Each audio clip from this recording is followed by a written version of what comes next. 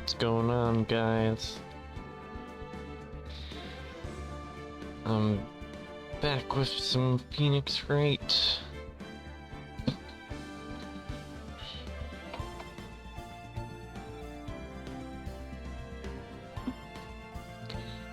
Just did some more work on, like a really basic game in Java. It's just a card game. Whoa! I think my controller is messing around with it. Hold on.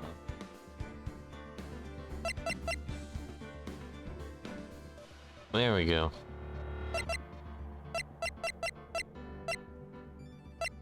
Which one's older? This one.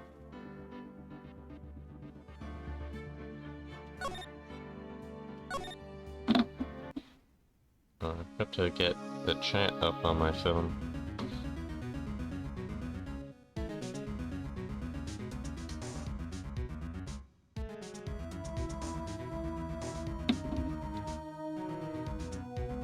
Also, I'm already running out of water.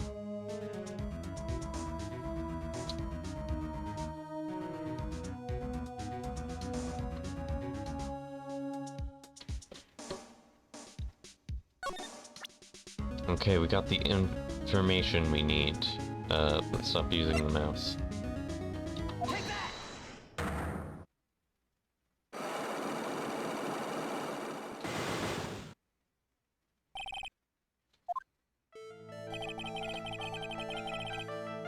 You said that bandage around your head was from an operation? Let's make sure my mic's on. Yeah, it's on. You also said you suffered a fatal injury to the head, correct? Yes, the operation was very difficult, apparently. Now by fatal injury, you mean you were hurt very badly somehow? Right? Hee hee. Did the injury in question have something to do with this car repair bill?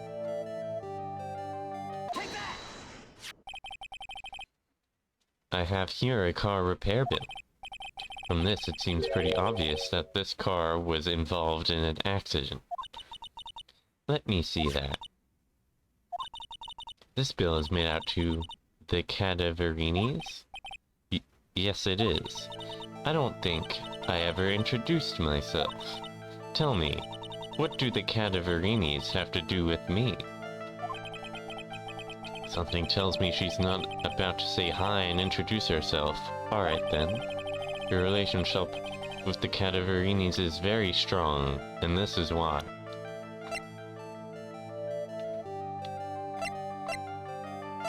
I mean, your name is Cadaverini, but...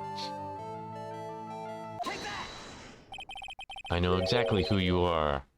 Viola Cadaverini.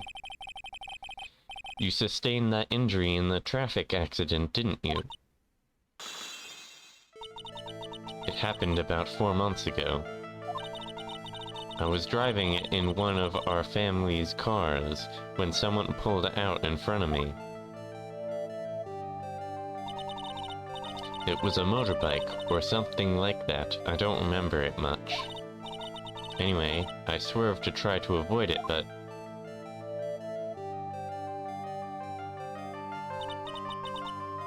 I took a blow to the head. A bad one. Yeah, I can imagine. What happened to the person on the bike? I'm guessing they didn't get away with the injuring the Viola Cadaverini, right? I don't know what happened to them. They ran away, or so I heard. Ran away? If they'd stayed, I'd have... Hee hee hee. Is it possible? Could the person who committed the hit and run have been... I mean, it looked like this guy's scooter.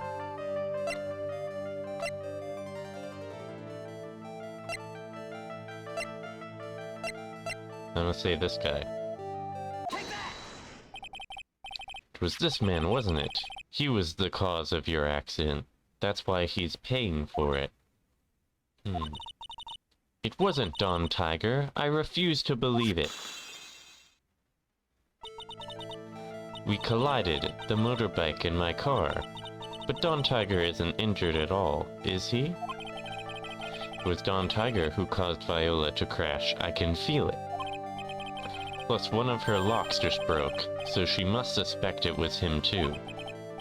I'm sorry, Miss Cadaverini, but I have proof that Tiger was involved in a traffic accident on his bike. 'Cause I mean, just look at his bike. It's not exactly a motorbike, but Mr. Tiger rides around on a scooter, doesn't he? And you'll notice that the front wheel guard is badly damaged. Miss Cadaverini. You know the truth, don't you? He. This repair bill was paid by Furio Tiger. The Cadaverinis have known for ages who caused the accident, haven't they? It's possible, perhaps. Somewhere inside me, I know that might be true.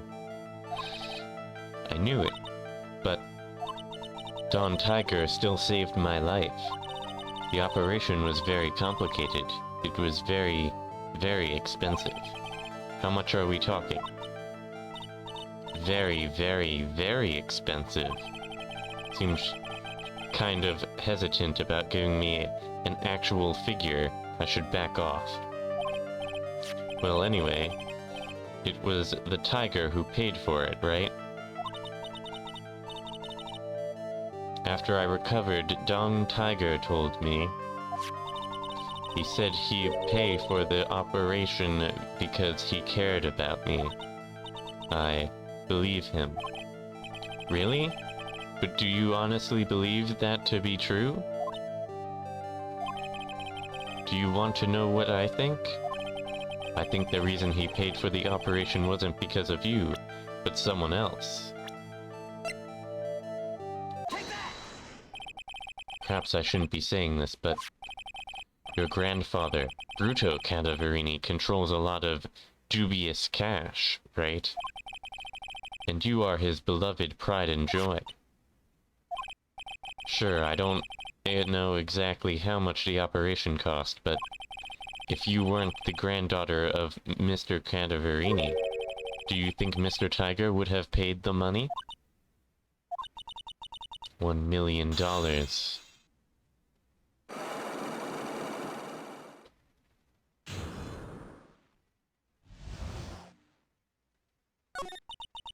Four months ago, I was in a traffic accident. That's why I needed the operation. When I woke up, they told me it was nothing serious, a simple procedure. Oh, really? Well, I guess if she recovered in 4 months, it couldn't have been too big. They said the operation cost $1 million. $1 million bucks? My grandfather ordered Don Tiger to pay $1 million in compensation. Compensation, huh? It's underworld lingo for paying money to settle a score. Basically, pay or get into some serious trouble. But $1 million bucks? This has to be related to our poisoning case somehow.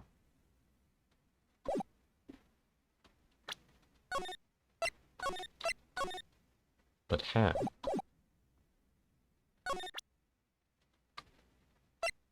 And what information did I get from her?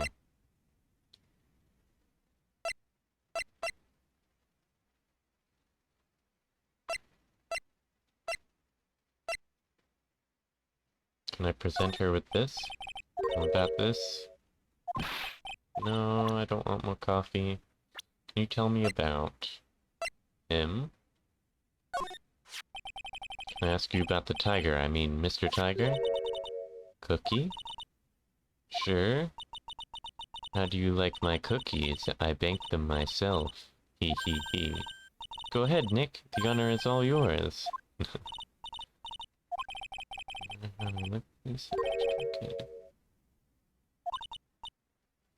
We are lovers. It's not exactly coming across in your tone of voice. I owe Don Tiger my life. He's the one who saved me. You already know this, Phoenix. Stop acting surprised this time.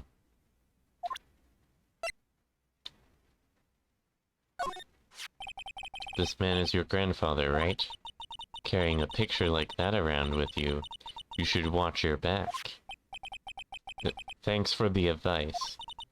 The family is always watching me from the shadows. The family? I thought I saw something suspicious under the corner of that rug. One wrong move and you might disappear forever. He. This feels like Halloween, only a whole lot more real, and a whole lot scarier too.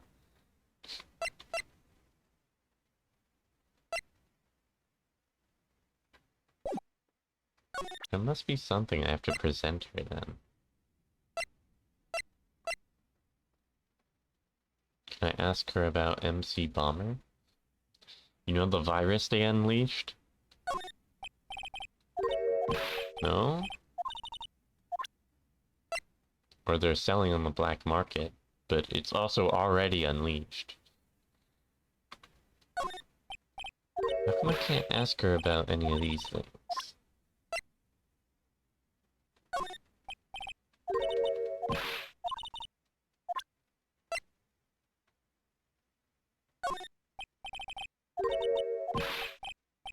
Now she doesn't want to talk about the repair bill.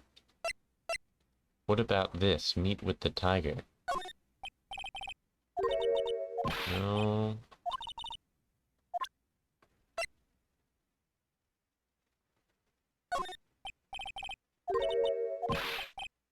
She doesn't want to talk to me about anything here.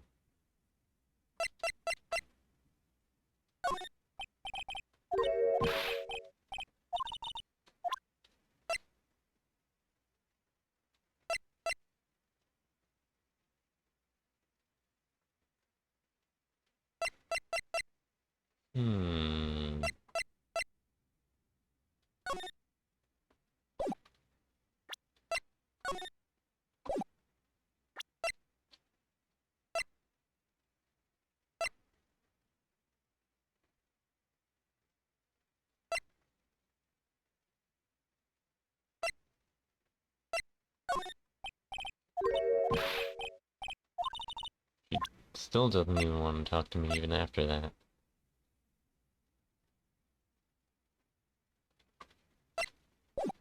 Maybe that just updated something somewhere?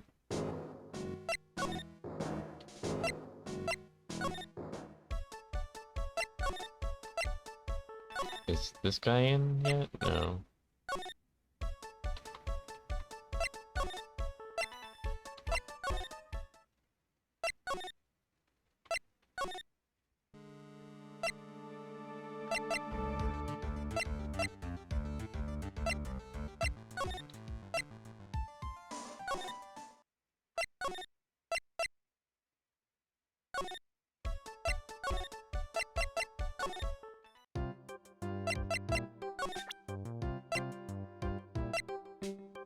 Can you tell me about MC Bomber? Would you mind taking a look at this? I'm sorry, that data... oh no.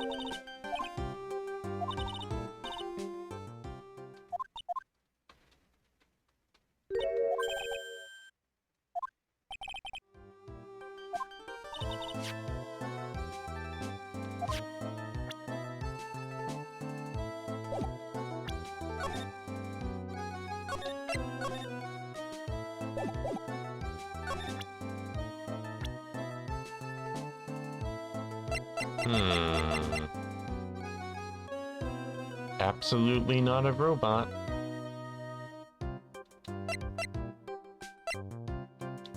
Hey, do you know about this person?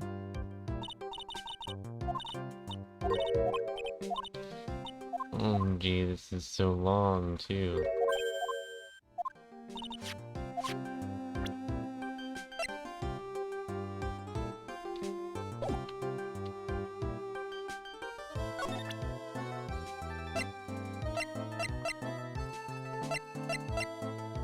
Hey, do you want Gumshoe's lunchbox?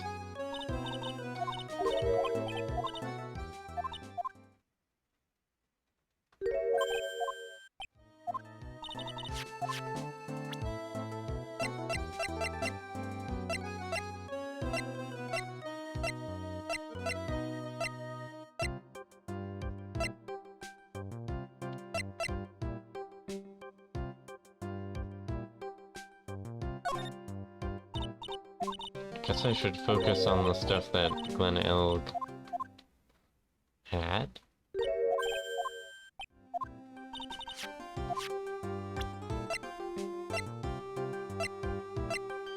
I don't have much stuff that he had.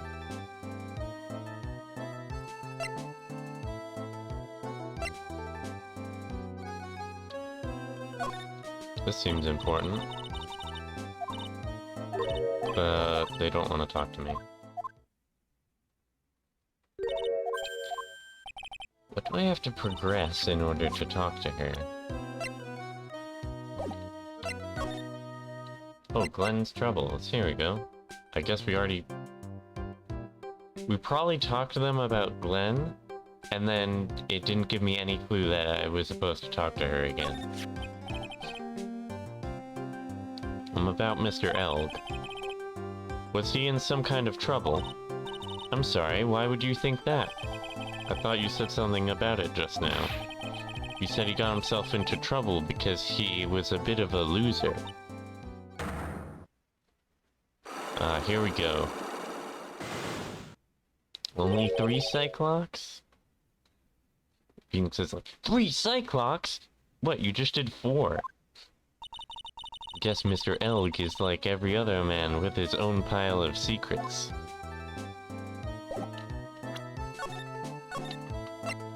Seems like we're getting somewhere.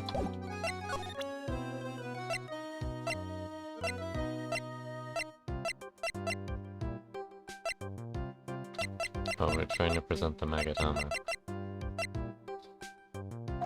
That's why she won't talk to us about anything, because we're supposed to break her Cyclops.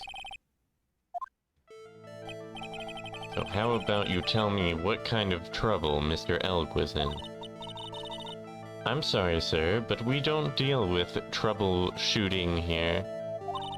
Perhaps you'd like to speak to someone in customer service. What's she talking about? Guess I'd better just take a shot and see where it gets me. Miss Basil, let me ask you something. Did Mr. Elg's troubles have something to do with this?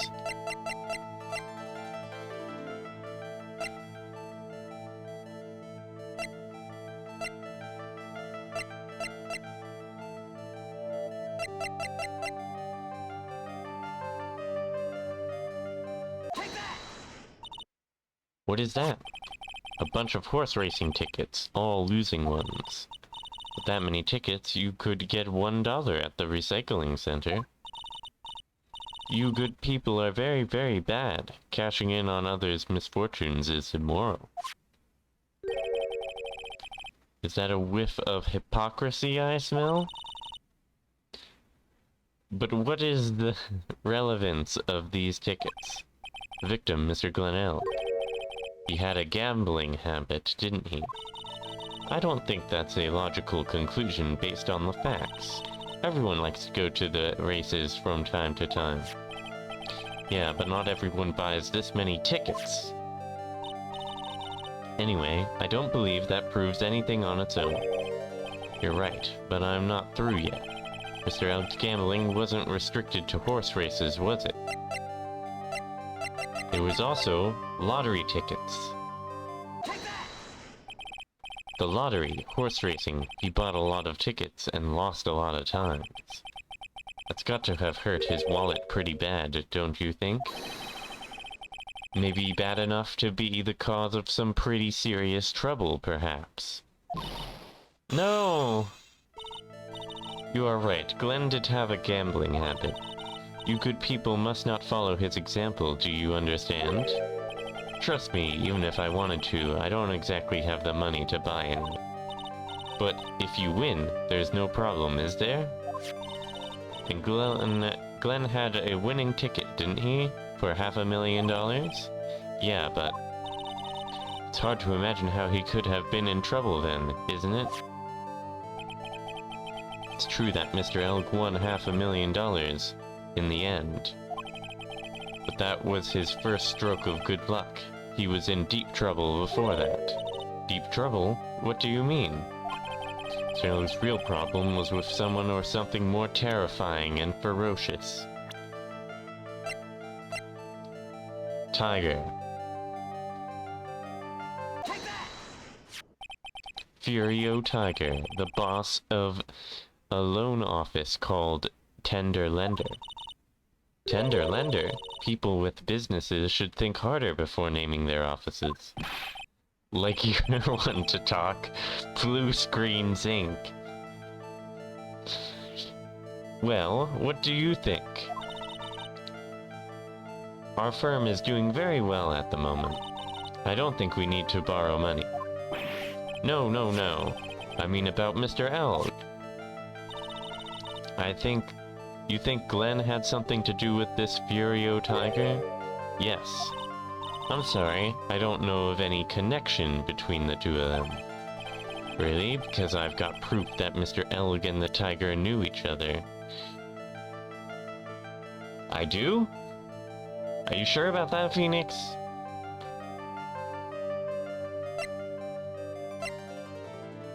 Are you sure about that?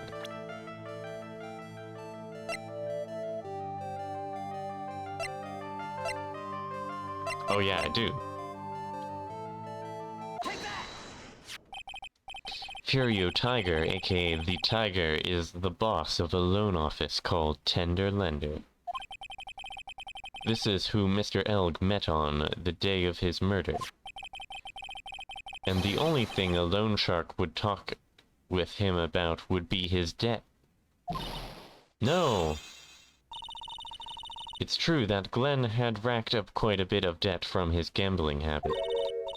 About $100,000, I think. $100,000? Ouch. But I heard he won the lottery, so he should have been in the clear. Shame Maggie couldn't get a bit of that good luck. Okay, so the guy got lucky and won the lottery. But what if he hadn't won? What was his plan then? Well, this isn't easy to say, but he said he would use his talents to repay the money. His talents? I suspect he was talking about programming. What computer program is worth $100,000? Perhaps you good people should leave so I can get back to my work. I'm so close to cracking her. The program in question. Was it by chance MC Bomber?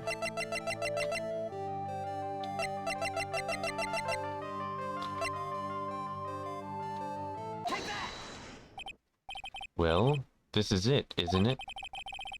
This is the virus that's infecting computers worldwide as we speak. MC Bomber. No!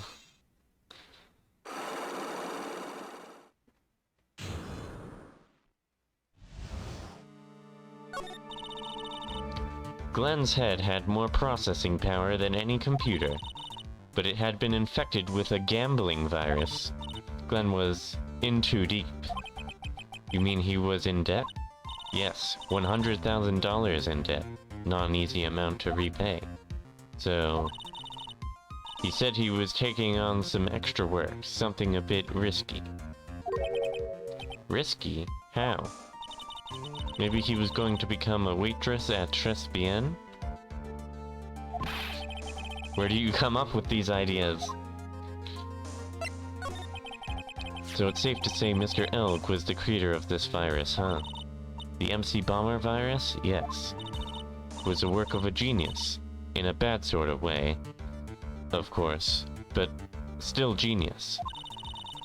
Something like that would probably fetch several $1 million on the black market. Inconceivable! Gumshoe was right for a change. This date, December 3rd, that is marked on his calendar. That was his deadline for repaying his debts. MC Bomber updated with the court record. I guess we won't be needing these horse racing tickets anymore. Glenn Alex losing horse racing tickets thrown back on the floor. Use the trash can, Nick!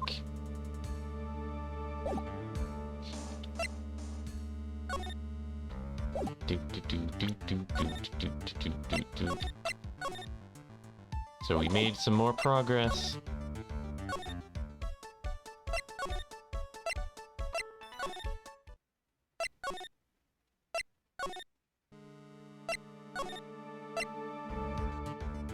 So we gained information, but I don't know what we're doing with the information.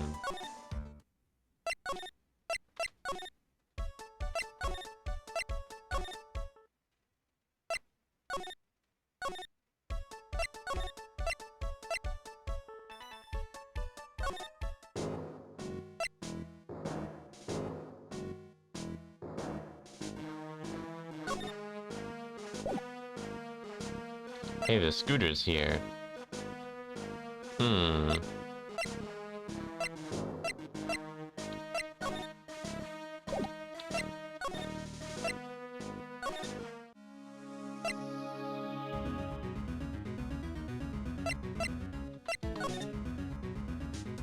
Oh, compensation.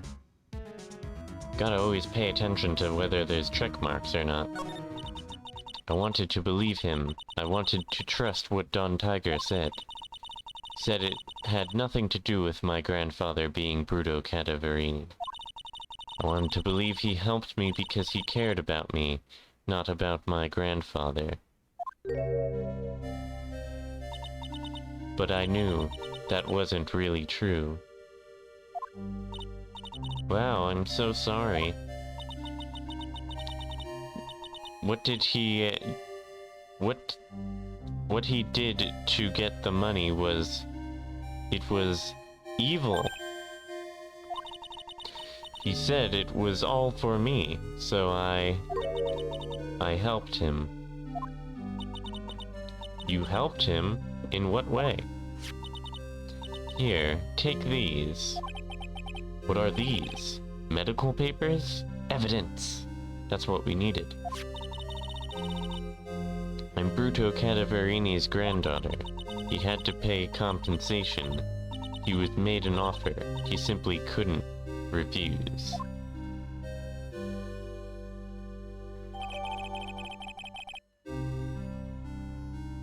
$1 million bill for cranial surgery. Payment was due last year. Wow, I feel so bad for Viola. It's inexcusable, huh? There are two things that I consider inexcusable. Poisoning and betrayal. Only a coward would hurt people using either of these tactics. Is everything alright, Nick? We should get going. Right after we finish our espresso. Yeah. I won't need to convince Viola of anything else, so I guess I can get rid of this.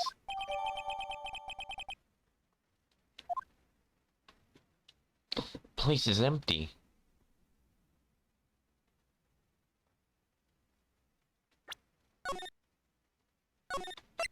Does that mean we can now play music? It didn't update, so I'm guessing not.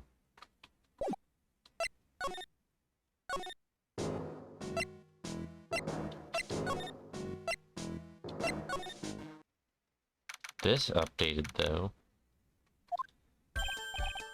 Oh, bonjour. I have been waiting for you to return. Mr. Armstrong. Ah, good timing. I was hoping to find you here. We'd like to ask you a few questions. Well, he hasn't got anything to say to yous, fellas. Ah, it's Zen E-Hope. Why you calling... Who you calling Zen E-Hope? Ah... Come out of from under the table already, Maya. Okay, hand it over. What? You wanna play games with me? I don't recommend that. The medical papers, now. Uh-oh, I think he wants Viola Cadaverini's papers back. You mean this? The $1 million medical papers? Miss Cadaverini trusted you. That's why she said that she helped you.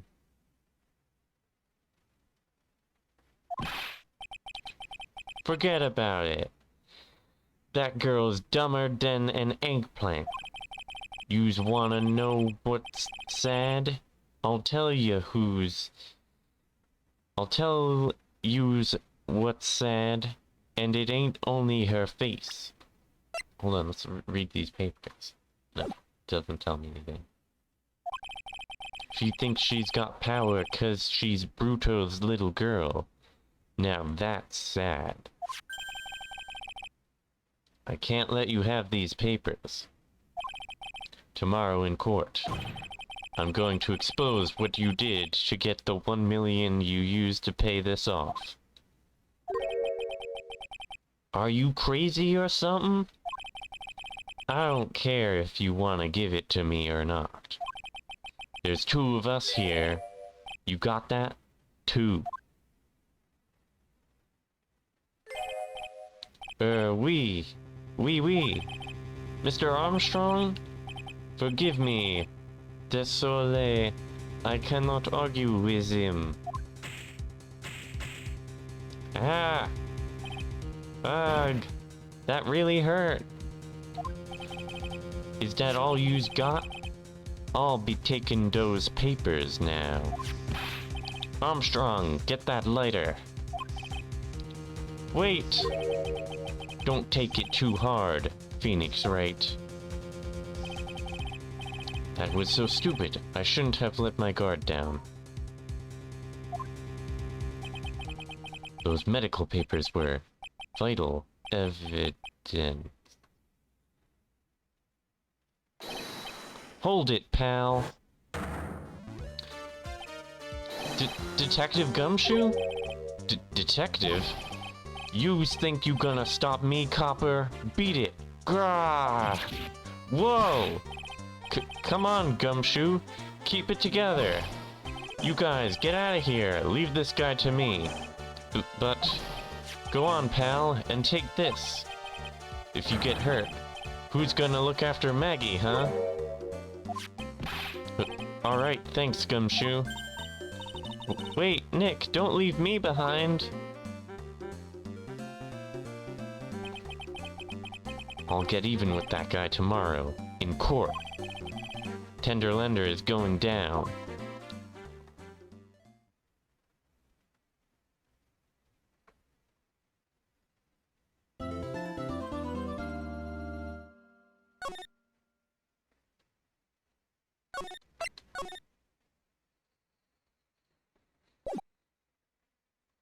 That was quite something.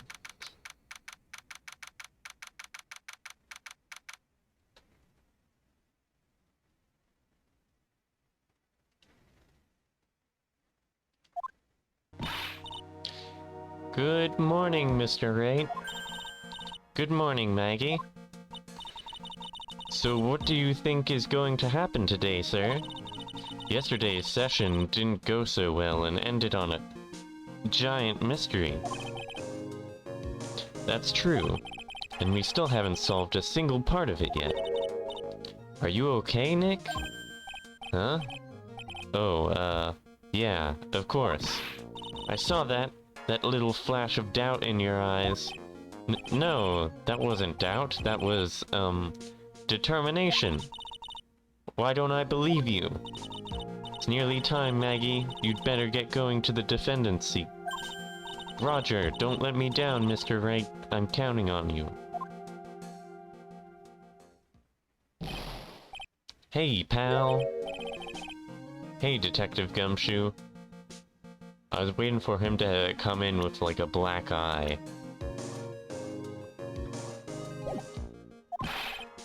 Quit stressing Maggie out. She doesn't need that.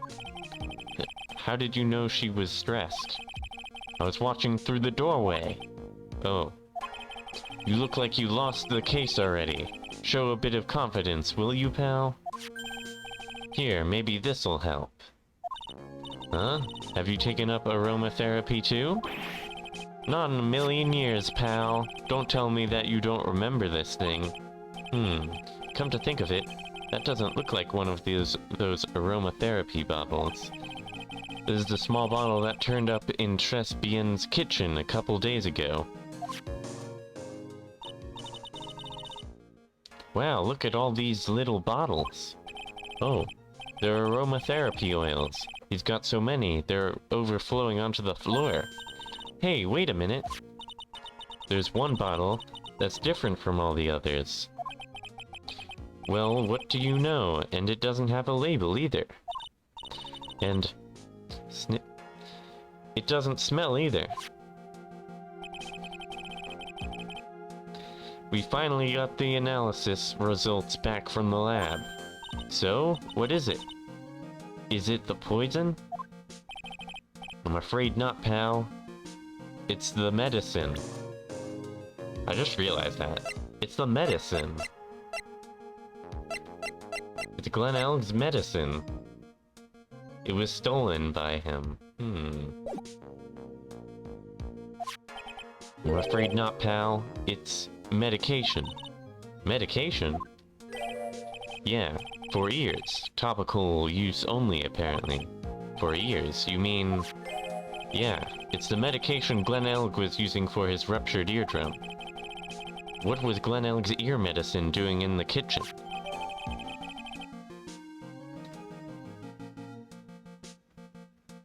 Found covered in unidentified fingerprints. Meaning it didn't match any of the people related in this case?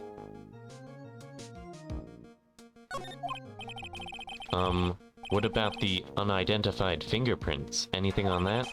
Someone screwed up, so they only had time to analyze the contents of the bottle. Another hour and they might have gotten something on the prints, but... it's going to weaken its impact as a piece of evidence. Okay, pal, this is it. Make sure your defense is impregnable today, got it? Today's trial. I'm going to expose that guy for what he's done, or my name isn't Phoenix Wright.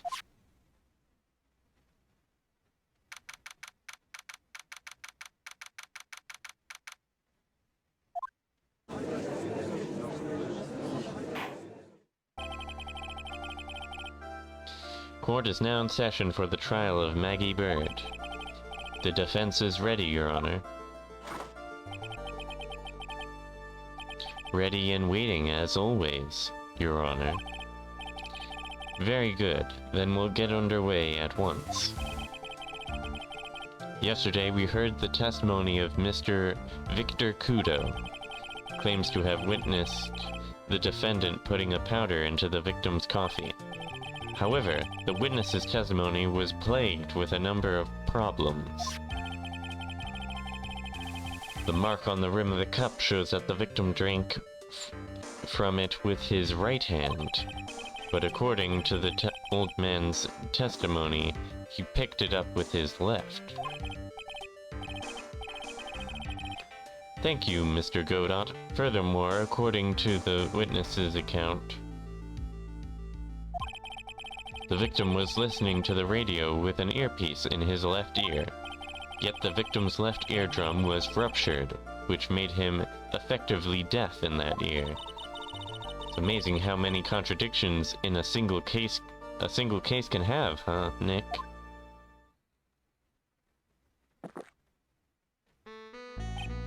Oh, here's Godot's theme. Ha. Allow me to enlighten you, Your Honor. The world, you see, keeps turning, and we must turn with it. You've lost me already, Mr. Godot. Don't let the mysteries of yesterday mystify you today. Only losers think like that.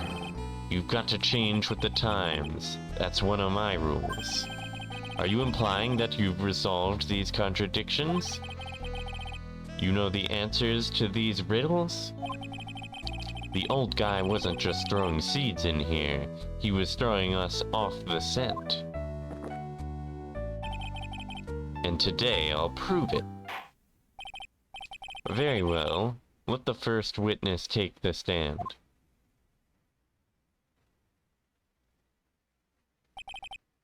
And you are? Oh, bonjour everyone. I am John Armstrong, the owner and head chef of La Trespian restaurant. Enchanté. Forgive me for asking, witness, but are you a woman? Oh la la, monsieur. As you can see, I am la pert and perky gentleman, no? On the day of the incident, you were in Trespian's kitchen. Isn't that right? With you, monsieur. Everything feels right.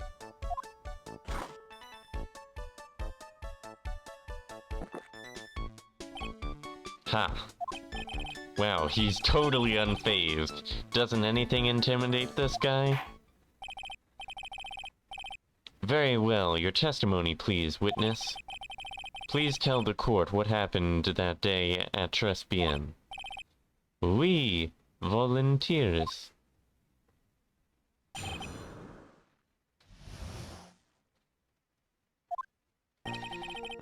When it all happened, there was just 2 customers in my restaurant. I remember I was experimenting with some new art deco that day, like having a large mirror between la tables, for example. Oui, perhaps that is what la old man was looking at. Wait a minute. Are there any mirrors in this crime photo? No, I don't see any mirrors in this crime photo.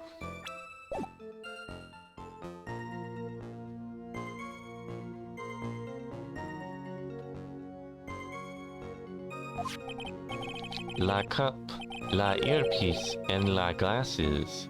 You would have seen everything in reverse, no?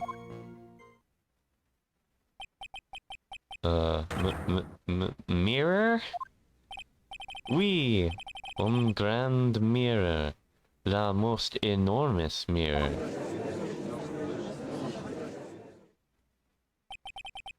And suddenly, the mystery disappears. Or does it? Like I said, the world keeps turning, so roll with it. That would explain the coffee cup and the earpiece conundrum. The mirror would have made everything appear back into front. What the heck? It's way too early in the morning for this to be happening to me. Now then, Mr. Wright, you may begin your cross-examination.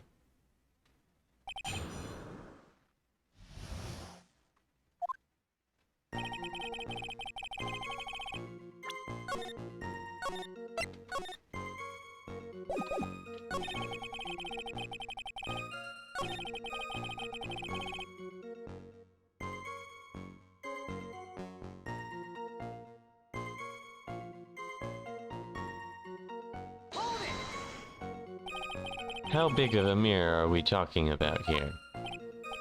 Oof, something around 4 meters wide and, about 2 meters high.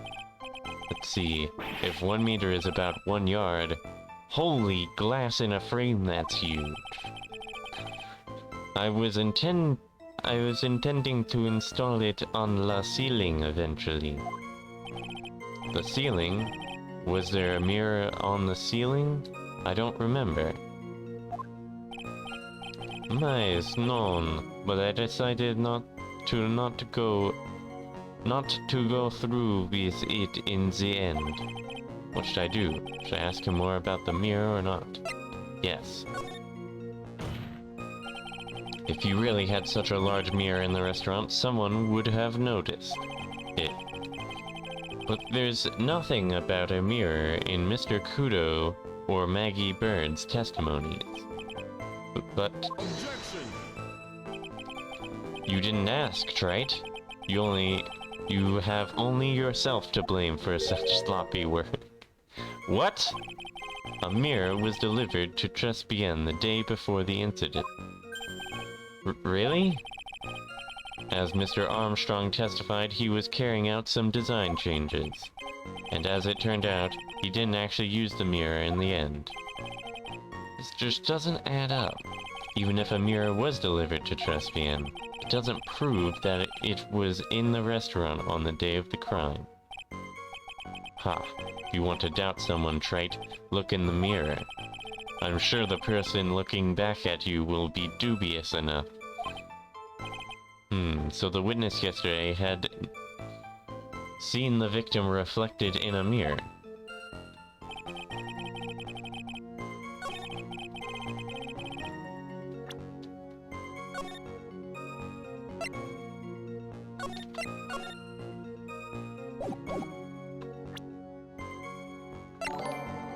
Ooh, I got a noise. Oh hey, Cryogenic, thanks for following. I wasn't expecting you to actually come to the stream.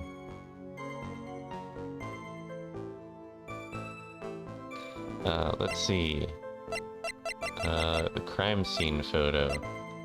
There was no mirror in the crime scene photo, which is suspicious. The music didn't stop, though. No, it didn't work.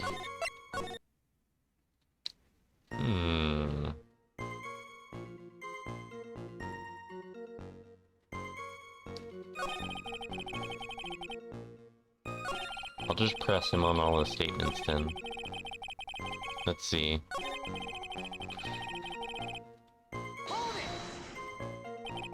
And who were the two customers exactly?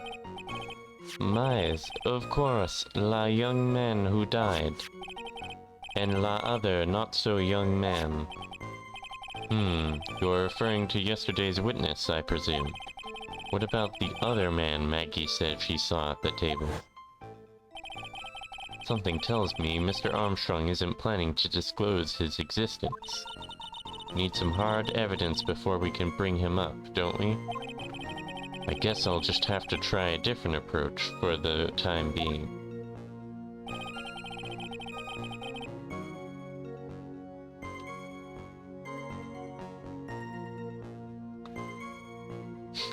Buttspot, like the first time you chat and then Buttspot activates. Yeah, it's going well. Playing some Phoenix Wright. This trial should almost be over. I just have to finish. I think this is the last part of the trial. I just need to prove that he is, let's see, that the tiger guy here was the one who poisoned the victim. But I don't actually think he is the one who poisoned him. I think it was actually this person.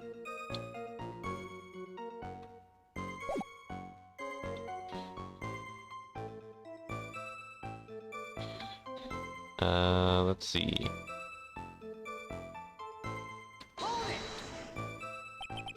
You were experimenting with Art Deco? How come I never heard about that before today? You are not familiar with the language of interior design, monsieur. Please stay on topic. Now, why didn't you tell me the court about... Why didn't you tell the court about this before? But I did, just a few moments ago. Ahem. Excuse me, Mr. Armstrong. This deco you mentioned, are you referring to some sort of decoction? No, Art Deco. It is a style of design, Your Honor. Talking about interior design, walls, ceilings, carpets, that kind of thing. Ah, yes, of course. That deco. I was trying to achieve a more effeminate look for my restaurant. I was planning the most bold remodeling of la decor.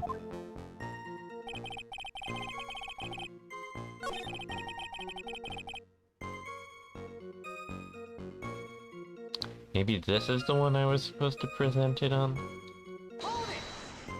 I'll try it if I get nothing here.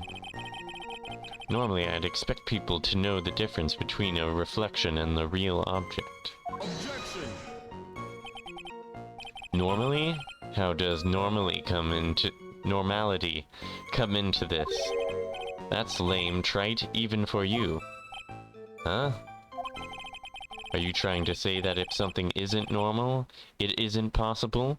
Is that it? Where does that leave the porcue-headed lawyer and the top-knot chick over there? And the ungodly cool guy with the mask over here, well, Trite? Ack, not in the hair. I do not have a top knot. Mr. Godot is correct. The lack of normality is no basis for discounting an argument. Bien, logic as one la day. Thank you for not being very helpful, Phoenix.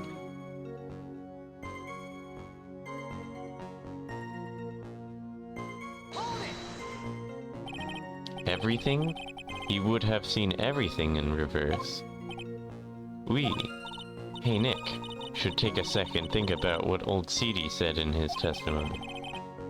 How did he rephrase it again?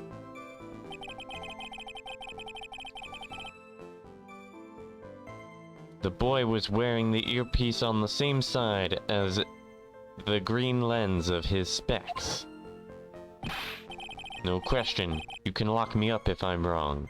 It was his left ear, without a doubt.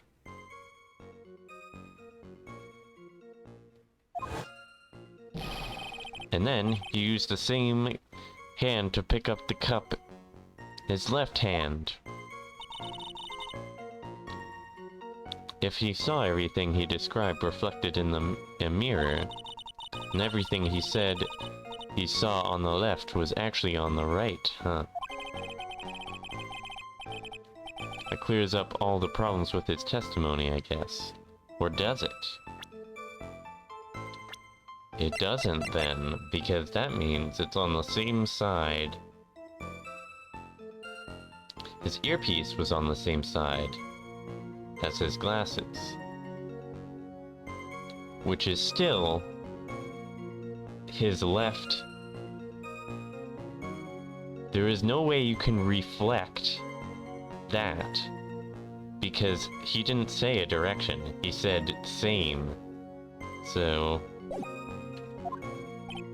It's kinda hard to believe everything's the fault of a mirror, but... You think old Seedy saw everything through a reflection? No. If he did, it would explain all the contradictions in his testimony. But that just makes the situation worse for Maggie. There's gotta be something in that old man's testimony. We've just gotta dig deeper. Let's see...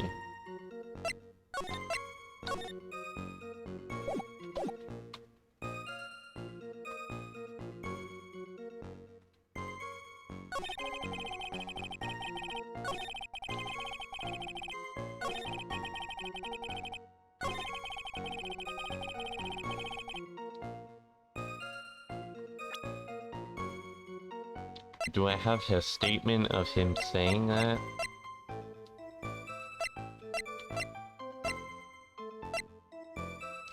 doesn't look like it, but it does contradict what this guy said.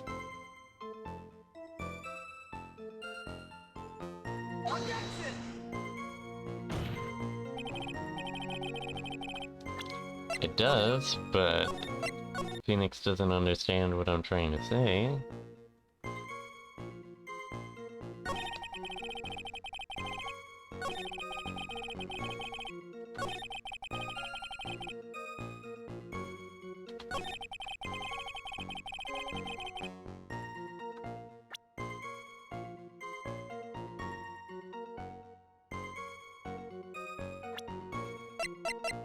I could also present him. Yeah, it's him. The coffee cup, the earpiece, and the HMD. Let's think back over Mr. Kudo's testimony for a second, shall we? The boy was wearing the earpiece on the same side as the green lens of his specs. No question, you can lock me up if I'm wrong. It was his left ear, without a doubt.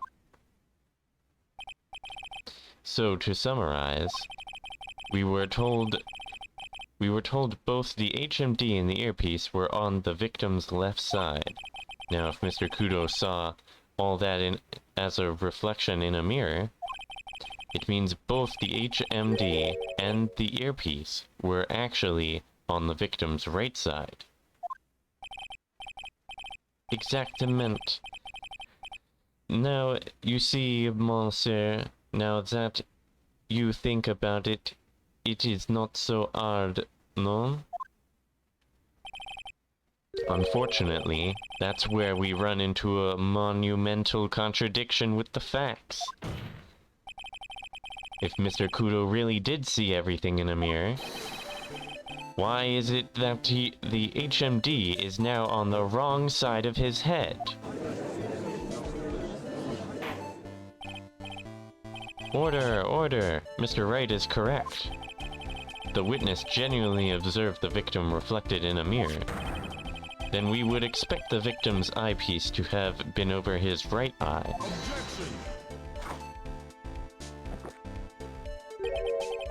How bitter. Trite. You should have a taste of this bitterness.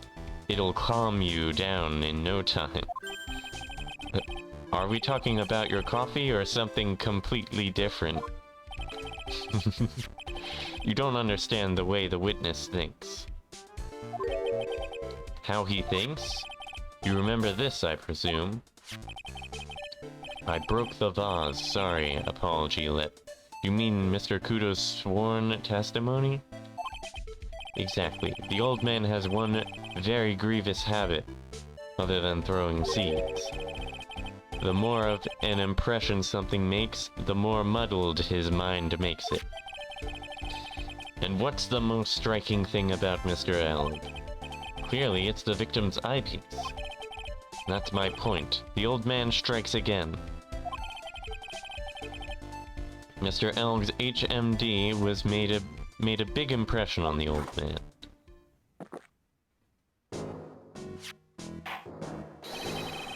I saw the earpiece and those newfangled spectacles he was wearing. Oh yes, they were both on his left ear. Do you hear? His left ear. Ha. Well, Trite? I'm gonna say it again. Irk. That's the worst, but best impression of Kudo ever. Wow, I really thought he was old Seedy for a minute there. Godot's good. Enough. I must agree that yesterday's witness was irresponsibly rash in much of his testimony. Bad luck, Nick. Looks like the boil of a contradiction you found is just a rash. A mirror can't be beaten by a handful of seeds, nor can it lie. So what exactly was the old man looking at? Fill us in, Mr. Armstrong. Go on, tell the court. We're all ears. I can explain. Please, if you will look at la plans of la restaurant.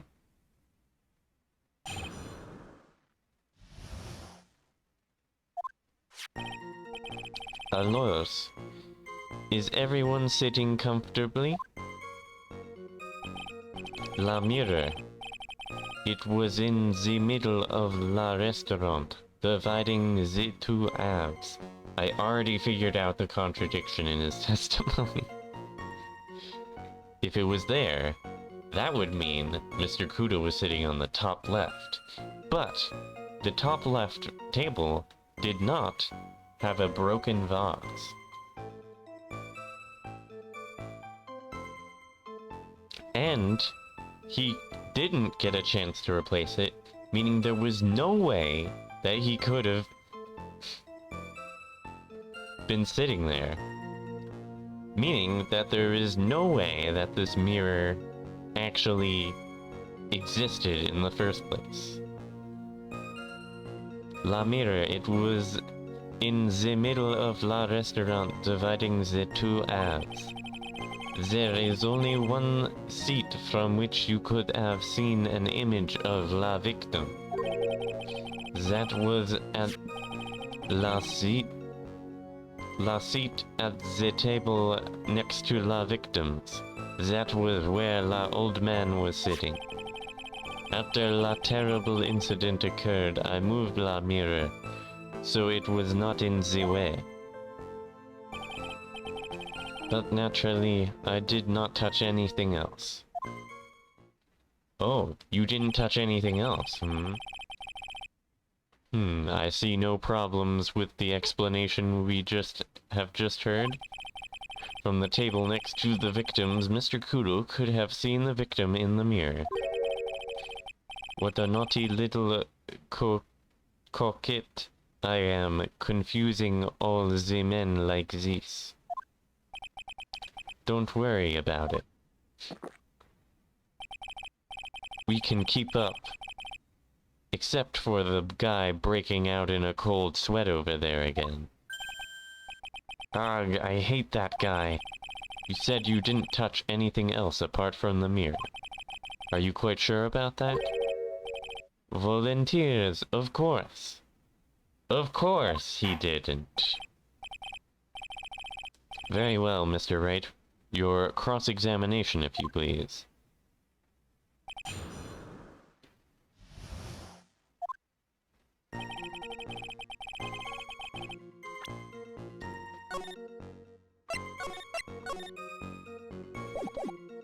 Now I just have to figure out what evidence I want to provide and which statement.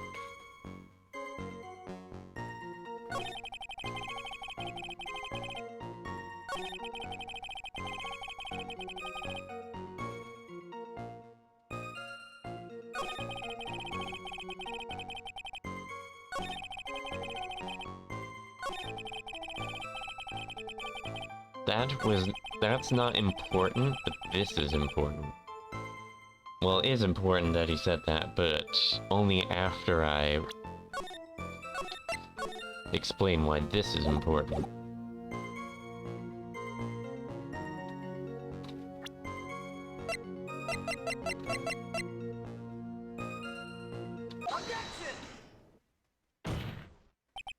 Your Honor, Mr. Kudo's words yesterday strongly contradict Mr. Armstrong's testimony. This is the letter of apology that was written by Mr. Kudo, is it not?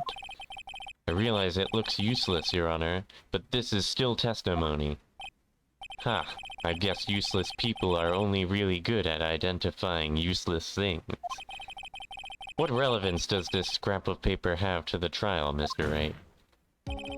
Mr. Kudo's testimony is actually very relevant to the question at hand, Your Honor. Because it very clearly contradicts with this piece of evidence.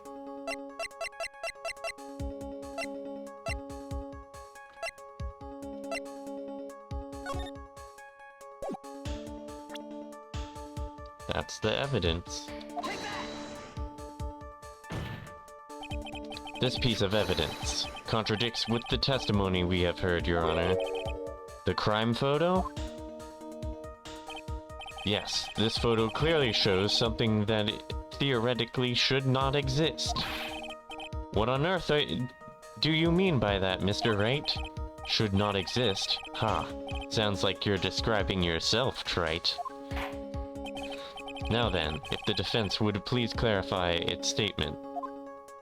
Where in the photo should something not exist? What is the something that should not exist?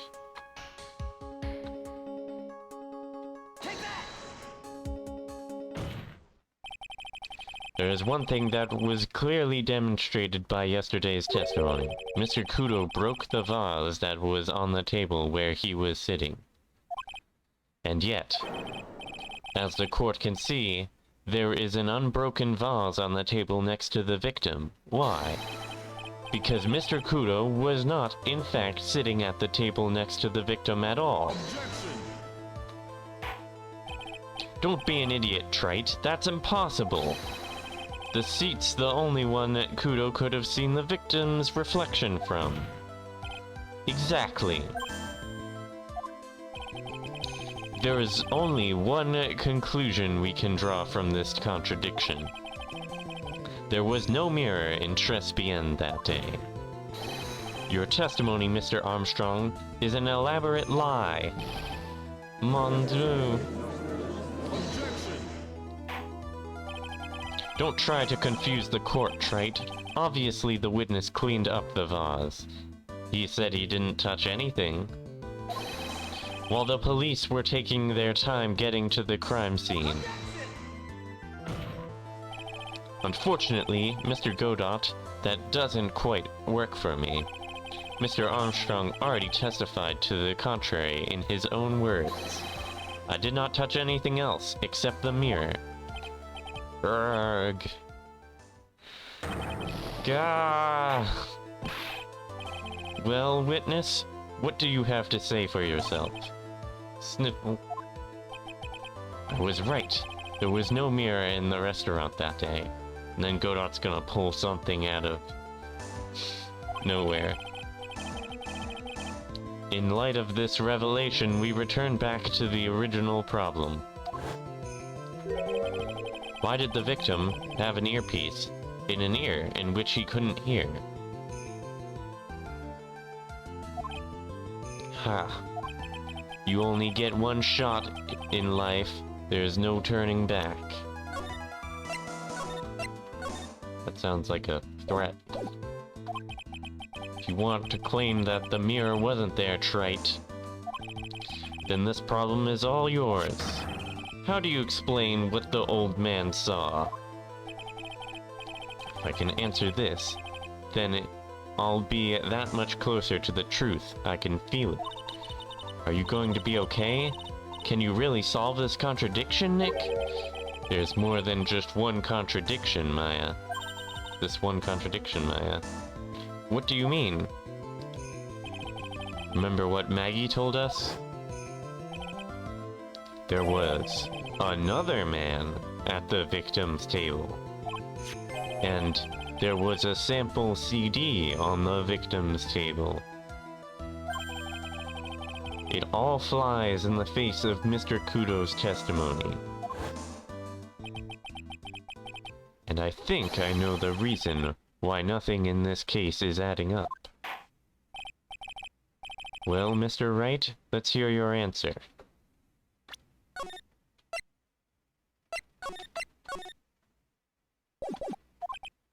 Yes, Your Honor. The reason behind all the contradictions in Mr. Kudo's testimony is simple. The ear doctor made a mistake. No. Mr. Kudo made a mistake. Or the victim was a phony.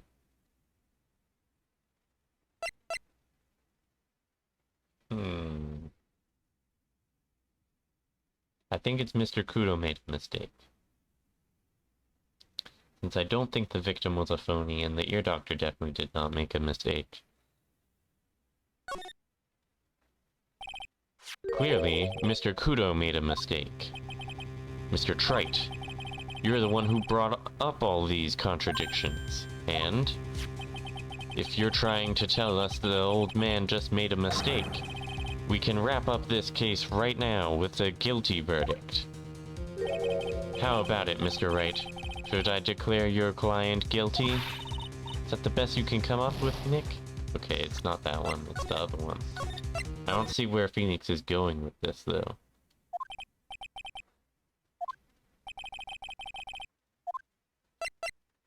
The victim was a phony? But who was it then? This case is riddled with contradictions, yet there is one very simple answer that clears them all up. And what is that? The incident Mr. Kudo witnessed and the incident the victim experienced were two completely different events. What? Yes, the victim that Mr. Kudo saw wasn't Mr. Glenelg at all. It was an imposter, a phony pretending to be Mr. Elg. Obviously, unlike the victim, there was nothing wrong with the imposter's left eardrum. That's how he ended up wearing the earpiece in his left ear by mistake.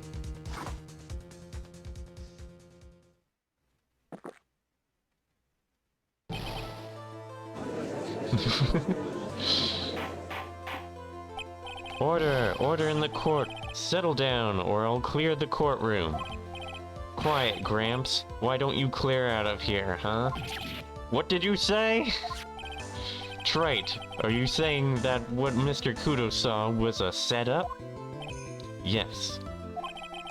Someone pretended to be Glenelg and acted out the whole coffee poisoning. All for the express purpose of creating a witness out of one Mr. Victor Kudo. Objection! Get real, Trite. Why would anyone want to do that? Isn't it obvious? No, it's not, right? The thing Mr. Kudo was most insistent about in his testimony was the serving girl brought him a cappuccino, but she put something in it. That's the serving girl right there in the defendant's chair. I remember her well. It's so hard to believe, but there was one, and only one reason to show Mr. Kudo this fake poisoning. To show Maggie Bird in the act of poisoning the coffee. Are you insinuating the waitress in the old man's story was a fake as well? It's true that there were no other customers in the restaurant at the time, but it's also true that the chef was there. He would have noticed what was happening. That's right. Well, witness? If your restaurant really was the scene of such theatrics, you would have known about it, correct? Oh la la, this is most difficult for me. No, it's quite simple. All you have to do is testify. You are under oath, after all. Was there in fact a phony at Trespian that day? The defense demands that Mr. Armstrong tell the whole truth about what happened. The defense's request for additional testimony is accepted. You will accurately explain in detail the events in the restaurant that day. Oh, oui.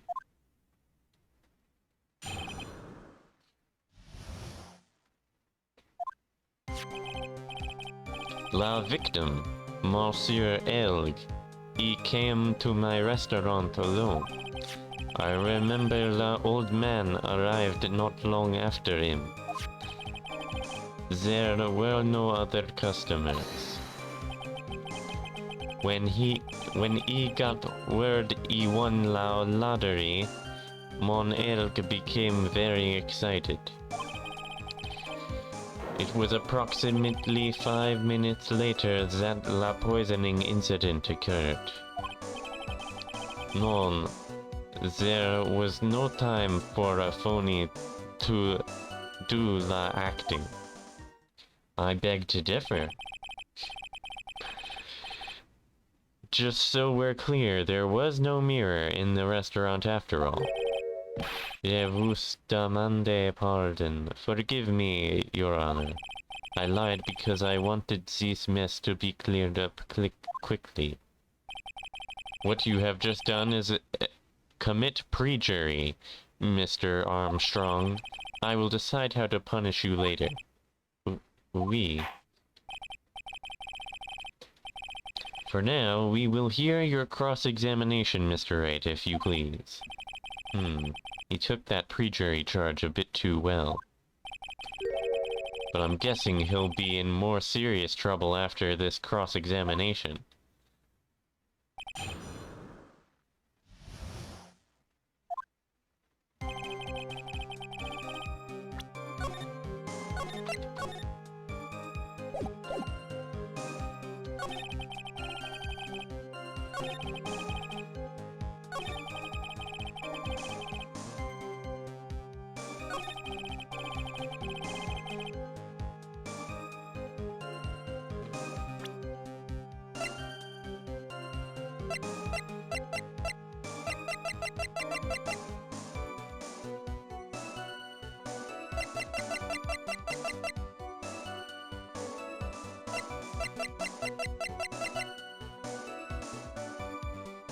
That's why there's this huge thing.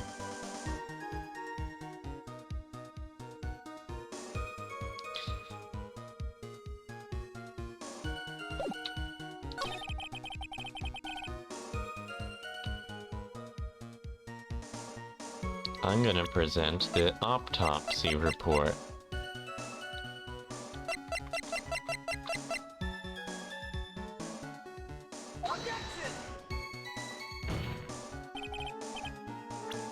Okay, maybe I'm getting a bit ahead of myself.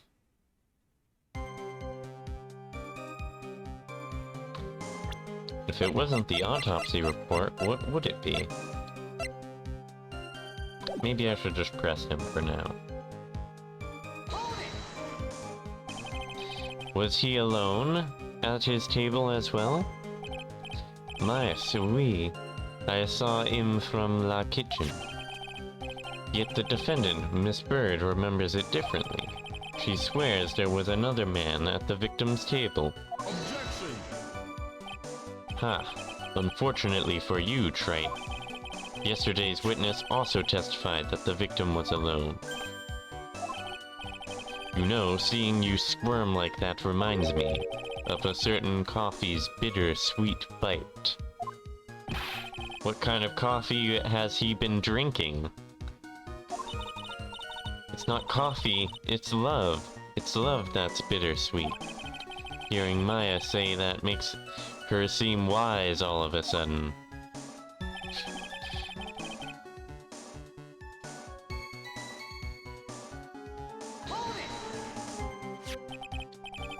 By old man, you mean Victor Kudo, correct? Oui. He comes often for my special coffee. I drank your coffee once, Mr. Armstrong. It's special, I'll give you that. It's worth a sip just for the experience. Oh, you make me so happy, monsieur. You are most welcome anytime. I said it was worth one sip, and nothing more.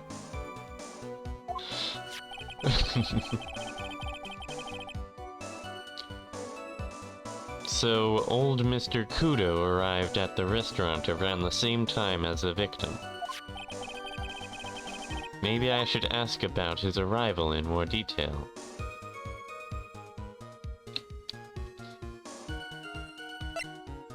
How many minutes after?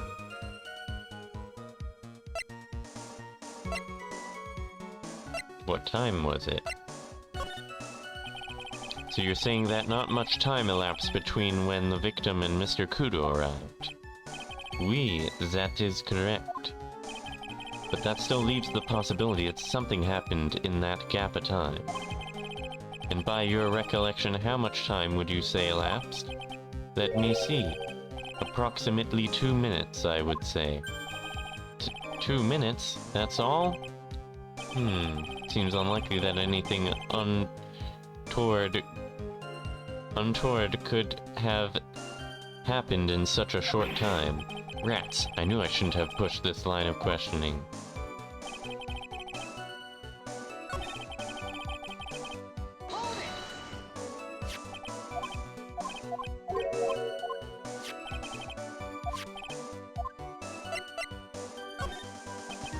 Out of curiosity, about what time was it when Mr. Kudo arrived?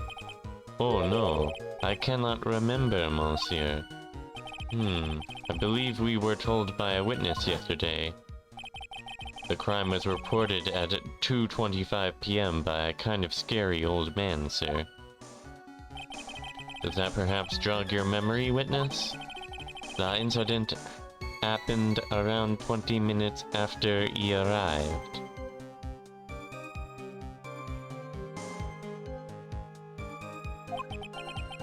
So the victim must have arrived between 2 and 2:10 p.m., no?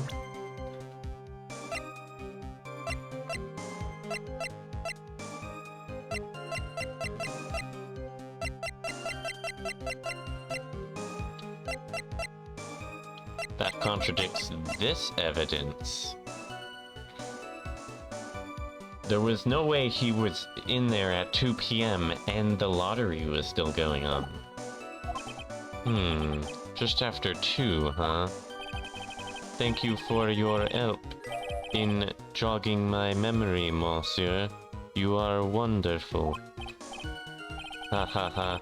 I can't sit here all the time and do nothing now, can I? The time of day will be added to the witness's testimony. Oui, monsieur judge. Everything I do it for you. Merci bien. That's French, isn't it? Ha ha ha.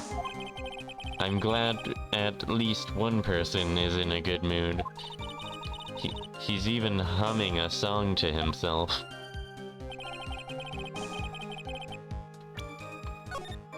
This is the thing that contradicts the evidence.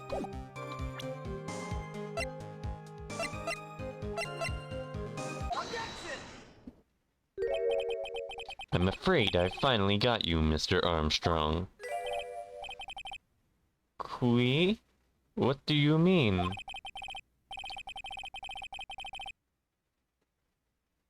At the time in question, the victim was listening to the radio with his earpiece. The show he was listening to was Millionaire Radio. Each week they announced the winning numbers of the $500,000 lottery ticket. Oui, that must be la show mon Elg was listening to. I can't see any problem with his testimony, Mr. Wright. I wonder. You say the victim arrived at your restaurant after 2 p.m., correct? Oui, oui, I am sure of it. I remember it perfectly now. I know it was that time because I had just finished serving la lunch menu. Get to the point, Trite, if you have one. That show is broadcast live at 1:30 p.m. and it claims to be the most thrilling 10 minutes of your life. It's on the air at 1:30?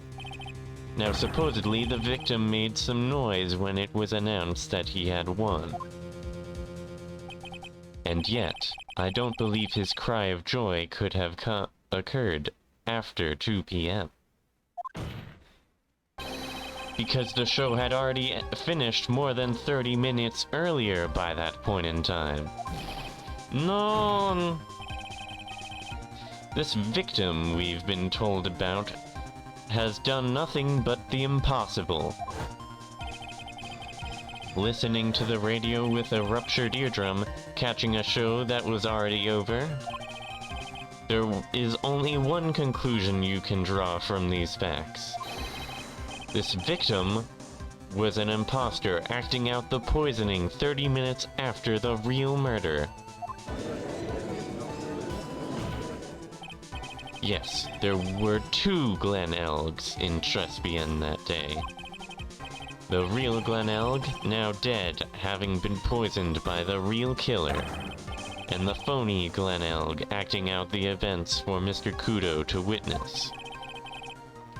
It certainly seems that way. I mean, if that wasn't the case, how could you explain the time discrepancy? Objection! Quite a performance trait. You were almost on a roll. I was almost on a roll. I am on a roll, you mean. But sadly, you lack the rock-hard foundation of rhythm to build your song. What is this? Music Theory 101? Let's recap. According to your imaginative theory, it's now just after 2 p.m. The phony Elg is performing a play for the benefit of Mr. Kudo. How do you explain, then, where the real Glen Elg is? I don't believe I have to spell this out for the court. However, at that time, the real Glen Elg was already dead.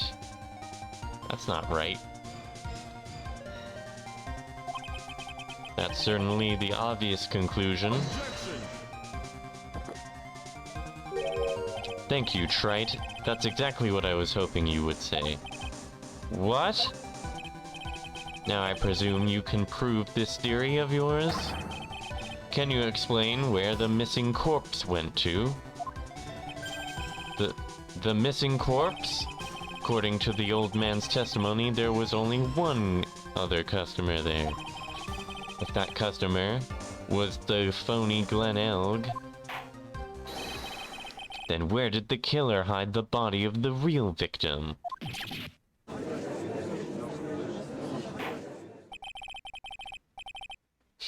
The prosecution has a valid point, Mr. Wright.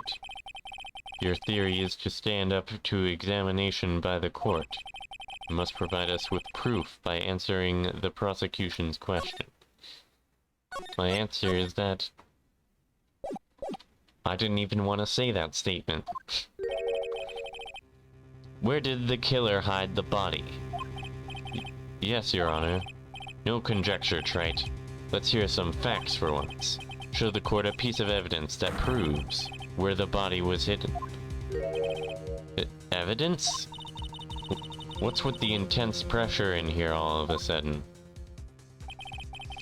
Thought I had him with that contradiction. But he's turned it all around and backed me into a corner instead. Well, Mr. Wright, the court will now hear the defense's theory and evidence. First, where was the body of the real Mr. Elg concealed?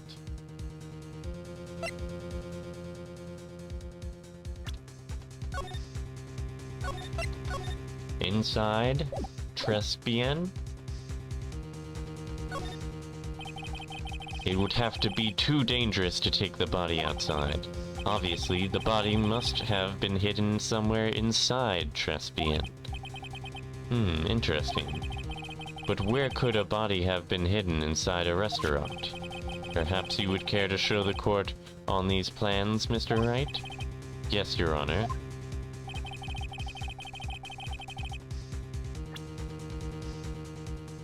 The kitchen. Body was hidden here. I see. Nice supposition. The real question is, can you back it up? Where's the evidence that proves the body was hidden in that location? I don't have any evidence like that.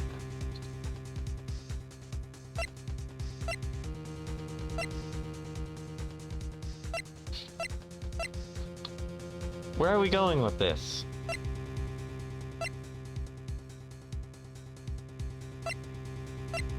MC Bomber?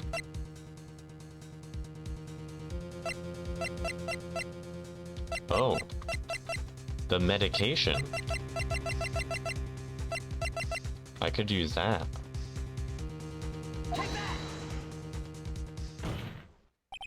Mr. Armstrong, do you recognize this bottle? No, no, no, no. I have never seen that ugly bottle before in my life. I only use la very best bottles, monsieur. The highest quality only for me. Where was that bottle found, Mr. Wright? Interestingly enough, Your Honor, it was found in the kitchen of Trespien. Eh? Oui? I don't know how to say that word. It's not we, I know that. But I only ever use these bottles for my aromatherapy oils. But this bottle doesn't contain aromatherapy oil, Mr. Armstrong. No, it contains a medication. What kind of medication? I'm sure everyone remembers, don't they?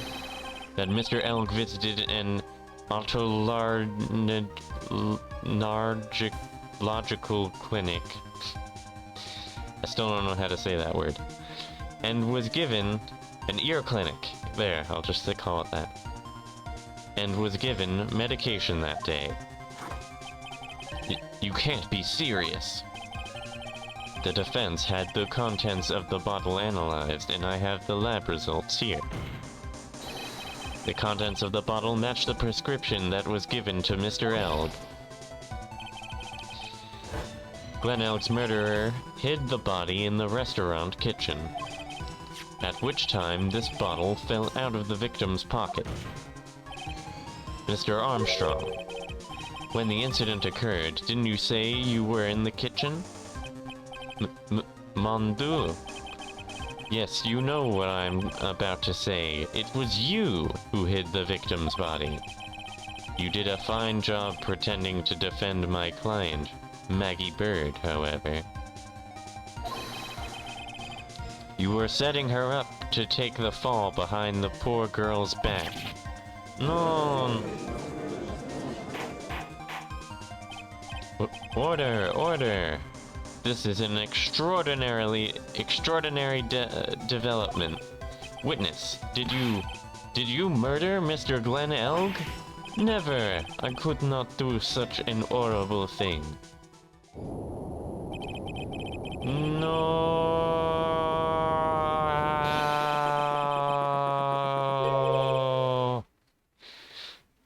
Mr. Godot? The bitterness. Every time I get lied to, I always down a mug of coffee. That's one of my rules. Do you have the slightest idea how many cups you've had by now? Then I'd like to do the same to the person who lied to me. I like to take them down with my empty cup. Listen up, chef. How about a brand new flavor in your ear, my H-deficient friend? Je vous demande pardon. Please, you must hear me out. It is a trap. Listen to me, por favor. Yo hablo español, Mr. Armstrong. And por favor is Spanish. I'm only going to ask you once. Did you do it? No, no, no, absolutely no. Let's hear it. You've got one shot, right, Gramps? Witness, the court will permit you the chance to make one final statement. If you lie under oath again, Mr. Godot's coffee mug awaits you. As does my gavel. Oui, it is clear. What do they always say in the movies? I've got a bad feeling about this. Very well. Begin your final testimony, Mr. Armstrong.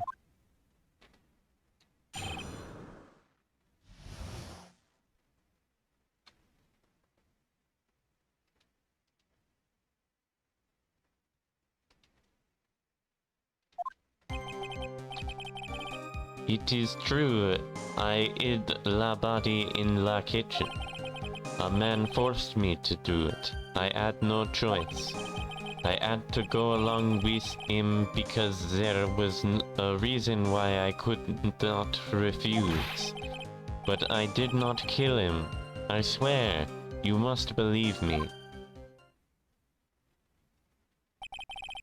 You were forced? By who? I cannot say, or I will be erased. Let's try a different question then. When Mr. L died, was he really the only person at his table? There was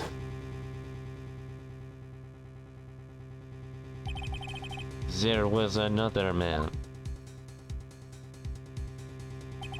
I knew it. Maggie was telling the truth. You may cross-examine the witness now, Mr. Wright. There's just one more thing I need to do. We gotta break this guy and get him to tell us the name of the real killer. But there's two killers. Haven't you figured that out, right? But the only one that's important is the one that was the real Glen Elk.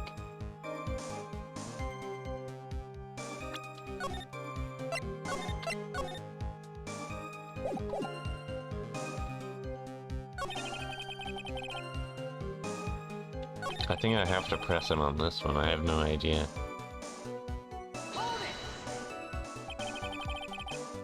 Did you carry the body by yourself? Oui, I carried him. I carried Maggie too. Maggie too?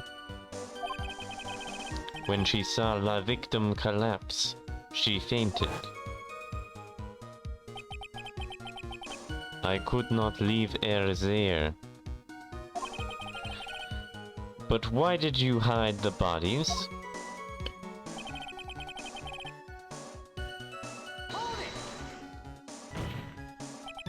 What man? Who was he? No, none, I cannot stay, I fear for my life. He's really scared. You'll just have to put the words in his mouth, Nick. Yeah, you're right. If he won't tell me, I'll tell him. But why would you go along with this man?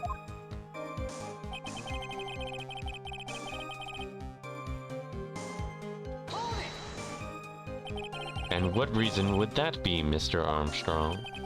You know, monsieur. Yes? Surely you cannot expect a young maiden to talk about such an embarrassment. A maiden? You're a bit old to get away with that. And a bit too male. I can't finish the cross-examination without establishing his reason. So I'll just have to prove it with evidence.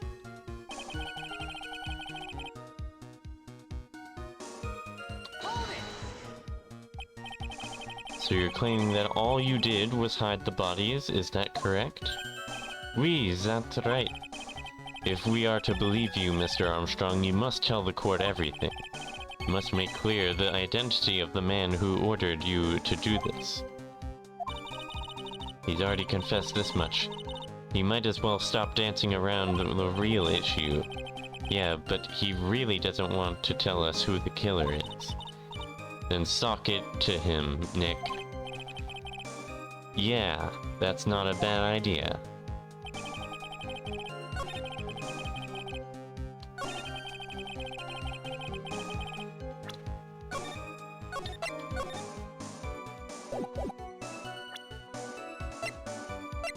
He was $500,000 in debt.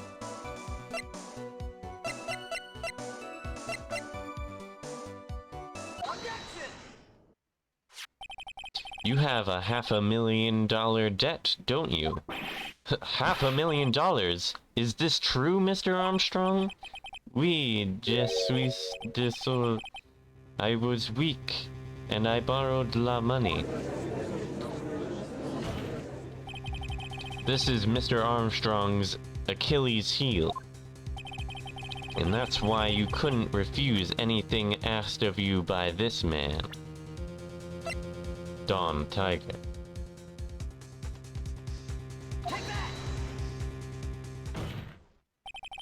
$500,000 loan from a black market loan shark. And you had no way of paying it back, did you? That's why you were forced to do anything this man told you. Oui, it is as you say.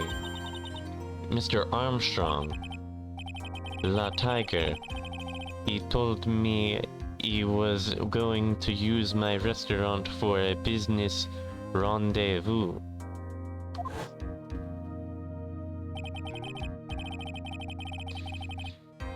On la day in question, he was meeting la victim to demand that he repay his loan. I don't know why it happened like that. I just did what he told me to do. I had no choice. I carried la body and la unconscious,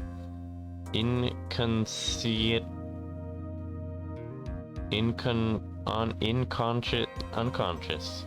We'll just go with that. La unconscious Maggie out of la dining area and into the kitchen. After that, I just tried to forget what I had seen. I think we can now safely say that the man who forced your hand was Mr. Furio Tiger.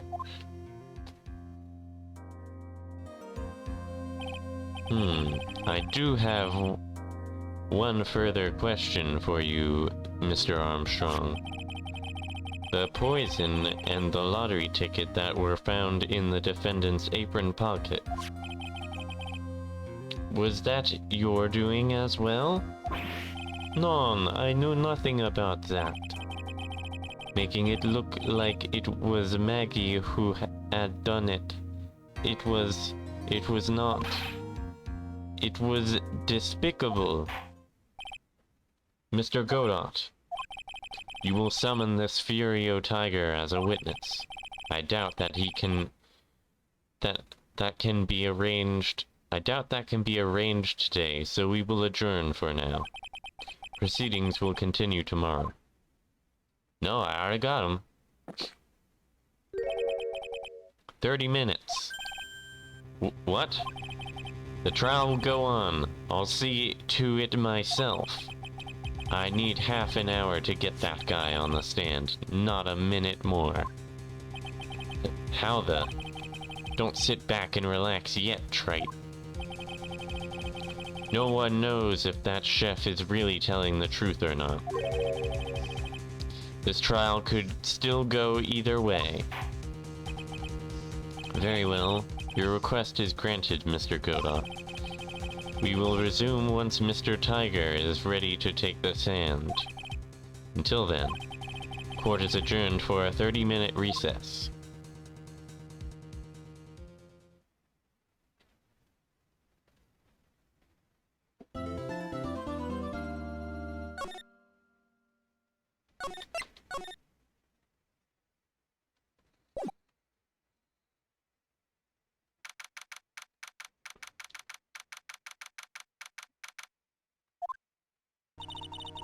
So we're finally going to see the Tiger on the stand.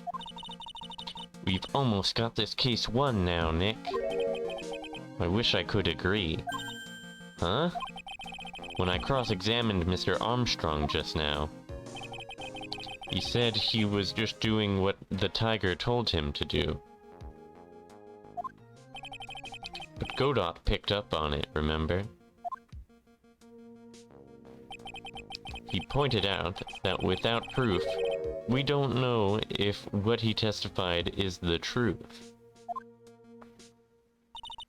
You mean you think Mr. Armstrong was lying? I don't know. But if that's the line of prosecution, the line the prosecution takes, we could be in trouble. I get the feeling that we don't have the case-making evidence we're going to need. Hey, pal. I have some case-making evidence here for you. Detective Gumshoe. What are you so jumpy about, Detective? Your hair's standing on end. Hey, that's the pot calling the kettle black, little Miss Top Knot. It's not a top knot.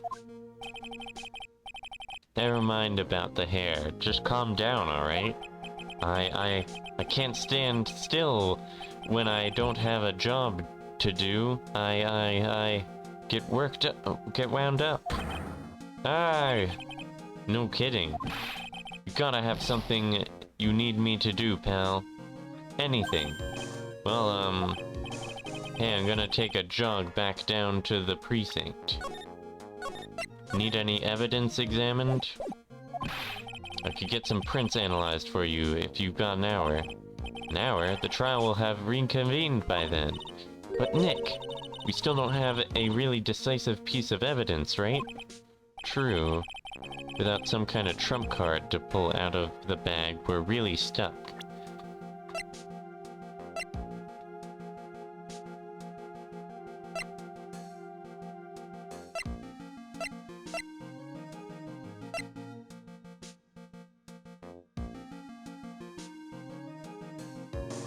Can you have this paper badge analyzed? Said you could get some fingerprint analysis done in an hour? You bet. In that case, would you mind checking the prints on this for me?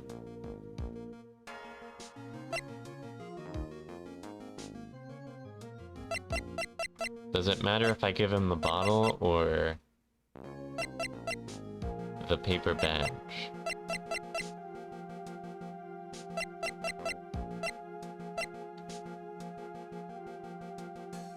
What if I present him with this? What are you doing, Nick? Detective Gumshoe's going to check some prints for us. Shouldn't he be checking this? That's the small bottle I gave back to you this morning, right? The victim's ear medication that we found in the kitchen? Look, it even says, covered in unidentified fingerprints, right in the court record. You're right, actually, that's been gnawing at me too. So you look into it for us? Awesome. What about the thing I asked you to run a check on? Oh, that? Sure, I'll see what I can do if I got any spare time. Spare time? I feel so unimportant right now.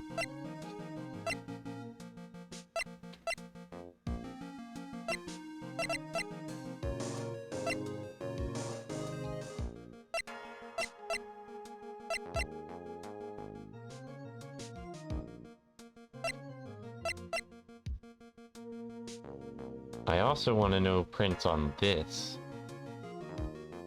There's so many things I want to know what the prints of our, prints on the this? Although I don't think that's already been checked, probably.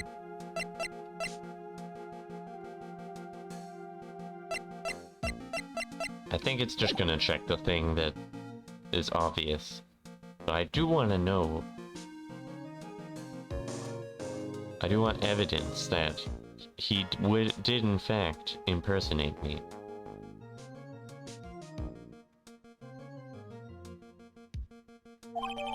Small bottle given to Detective Gumshoe. Okay, so no, I didn't give it to him either. Okay, I'll get this off to the lab right away. It's the obvious thing. But maybe I can give him something else. What if I want him to check his lunchbox?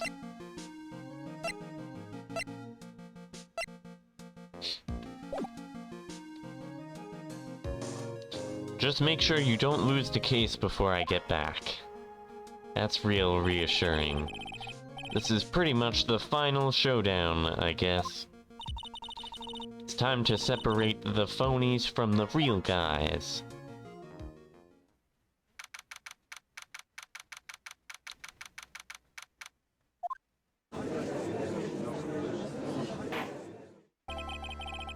Court will now reconvene. Mr. Godot, did you find this Furio tiger? I even tamed him for you. It was a 3-cup job. No problem. Tamed him? The guy's name may be Furio Tiger, but come on. He's pretty lively. Be careful. He still bites. Very well. Please show Mr. Tiger to the stand.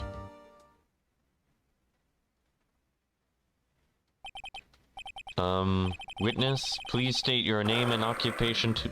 Grah! Ah! Don't hide under the table, Maya, unless there is room for me down there, too! Would you mind... What'd you say to me? Nothing, I didn't say nothing, honest. Who could have guessed that fear would induce a bad Brooklyn accent in the judge? I got business to take care of, you hear me? So who the hell called me into this hole? It was you, Spiky? Heck, no, of course not. It was the judge. The judge left the... Your Honor? Oh dear, I seem to have dropped my pen. Where on earth is it? Don't mind me, just carry on with the proceedings as normal. That's it, we're doomed. Maybe yous didn't hear me. I said who the hell was it that called me in here? There's no need to shout. We can all hear you. What do you say? There's no point in struggling. You're caught in a snare. The relentless snare of the law. And I'm the one that hauled you in. Grr. Too cold. Don't let him get the better of you, Nick. Let's start with the basics. You know about the incident in question, correct? Incident? I don't know nothing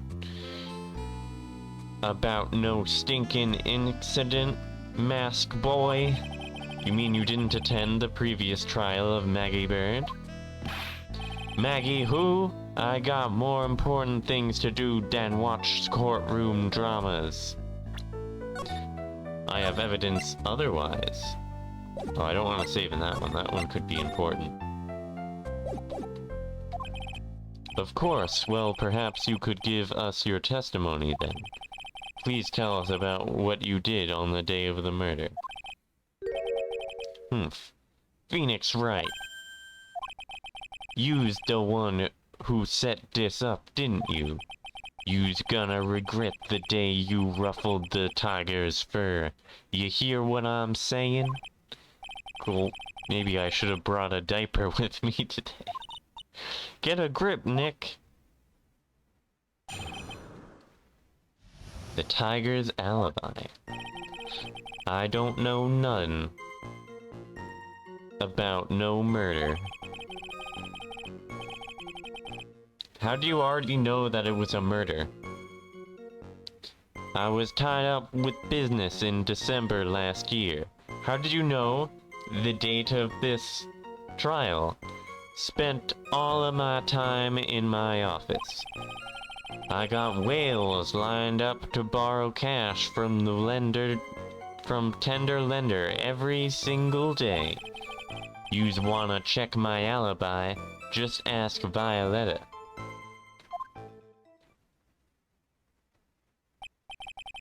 Ah, at last I found my pen. Very well then, Mr. Wright, your cross-examination, please. Ah! What is it? Please, witness, if you could refrain from shouting like that. I know the kind of games that guys in blue plays. That lowlife ain't no lawyer. He just punches away at stupid details till he wins. Lowlife? Me? Listen up, smarty. Every time you ask me something that doesn't relate to this case, I'm gonna bill you $50,000, and you's gonna borrow the cash from me. That's one loan contract I refuse to sign. And don't think that it ain't gonna hurt when you tangle with the tiger.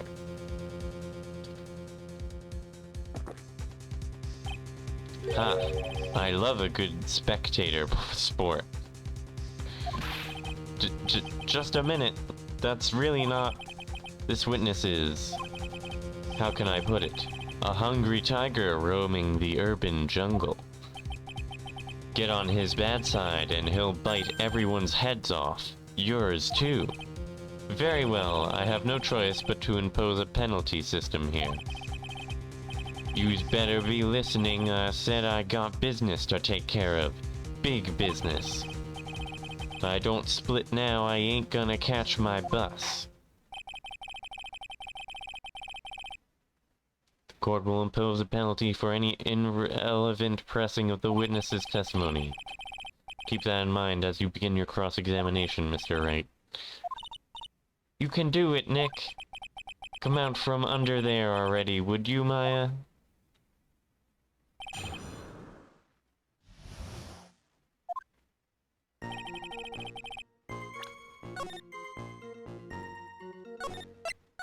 This already contradicts the evidence.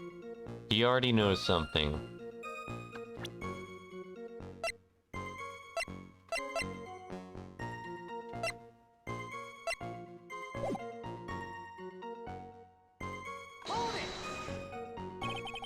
I don't buy that you haven't even heard of the incident that occurred at Trespian.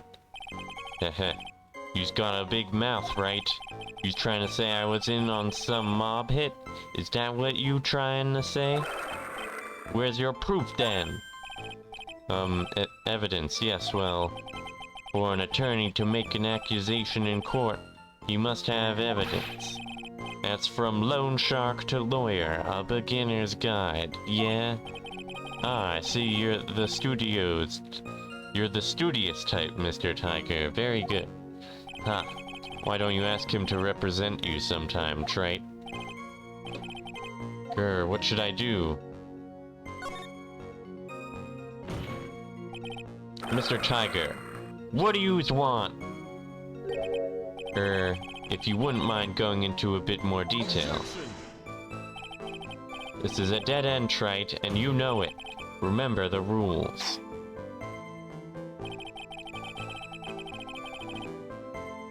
Pressing the witness without evidence to backing up your attack is prohibited. As I said earlier, the court will impose a penalty for such behavior. Damn you. I thought I was onto something. How did he know it was a murder?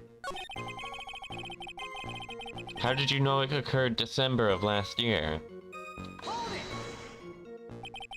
Are you sure about that? We're talking about 1 month ago, you know. You see these teeth?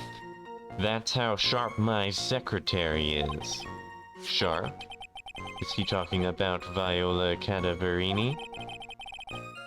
She writes everything in my scheduler. December, mainly in the office. That's what it says. So that's where I was. But I have evidence that says otherwise. That seems like a rather, sketchy schedule. Grrr. There he goes again.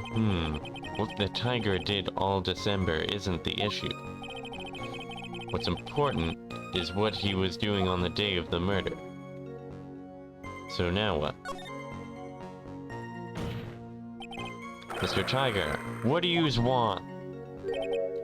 If you wouldn't mind going into a bit more detail. This is a dead end, Trite. No, it isn't. Objection.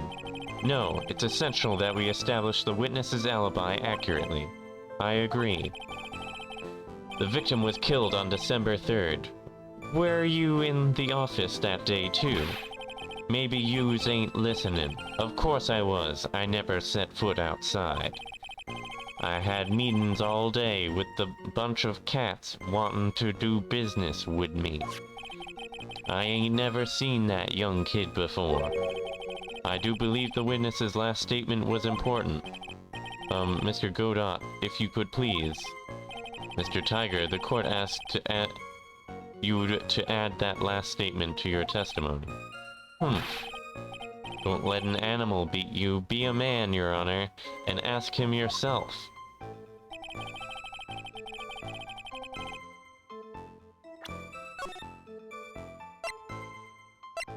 I think otherwise.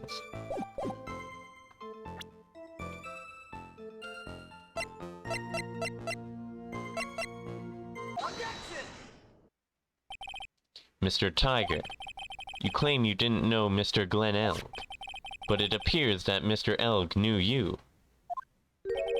What? Mr. Elg left this little note on his calendar. Meet with the Tiger. And the date? December 3rd. December 3rd? That's the day of the murder!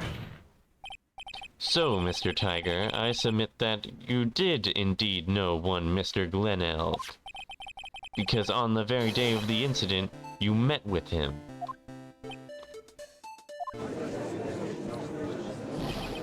Grrrr, ha ha ha. Not bad. You's actually not bad. Sorry? I was just messing with yous to see how good you were. Did you hear that, Nick? He said you're not bad. That's one compliment I can do without. Plus, he's lying through his teeth. Witness, please remember that you're under oath. Lies will not be tolerated. You's calling me a liar? Is that what you doing? Ruh-roh. So you're saying that your claim to have never seen that kid before is the truth? I said I'm dead serious. You's better believe that's the truth. Ha. Then I'd say that gives me time to enjoy another cup of pure black magic.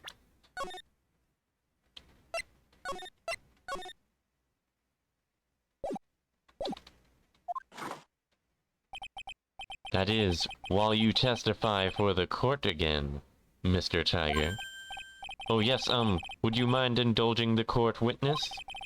Never actually met the victim? That's got to be a lie right there. It's time I nailed this guy.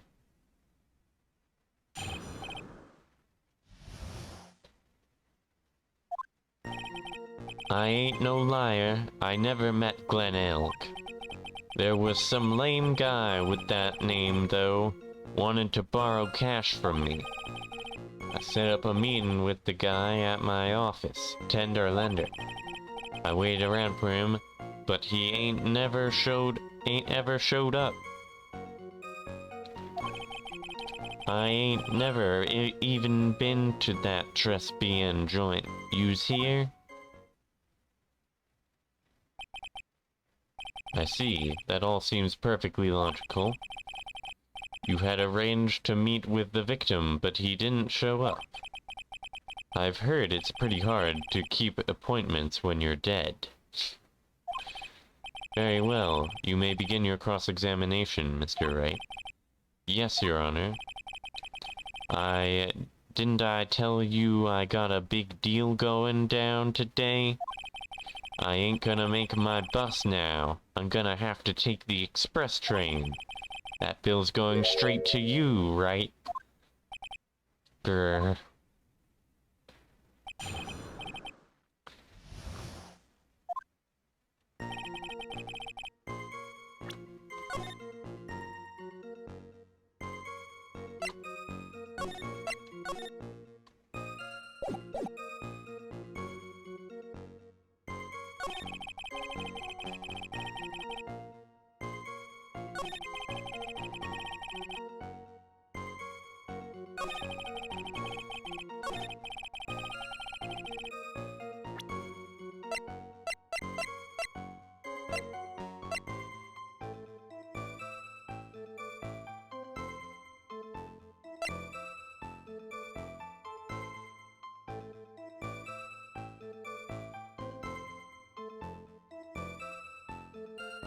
Hmm.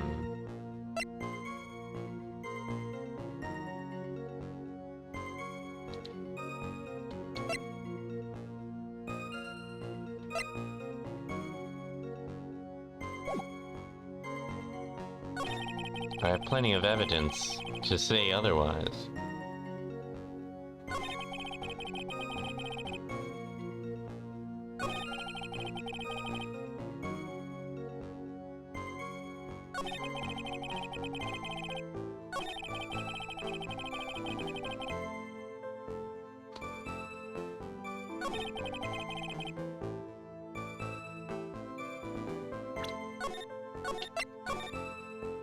Hmm. And yet, your name was written on the victim's calendar. Get that horse calendar out of my face. I'm the tiger, not a lame horse, you porcupine. Tigers like me eat horses like that for breakfast. No, no, no. Witnesses aren't permitted to eat evidence, not that they would ever would. Well, there was a case once where a young lad ate... Yeah, he ate the bottle. That literally happened in the last case. But anyway, if you had never met the victim before, how do you explain this note he left?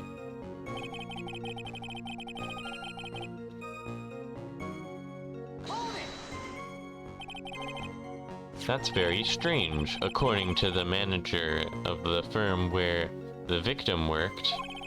December 3rd was the date he had to repay his loan. He wasn't due to discuss borrowing money, but repaying what he owed. Oh yeah, maybe use Wright.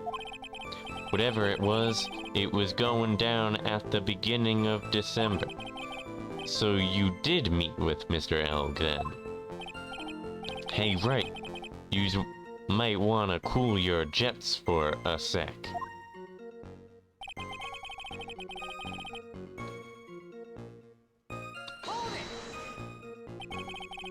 So your meeting wasn't supposed to be at Trespian then? Why would I want to go to a dump like that? Like that? If I want to talk with my clients, I got an office decked out for the job. I got the best punching bag yous ever saw in there. Not exactly a professional office you've got there, you know. So you were in your office on the day in question.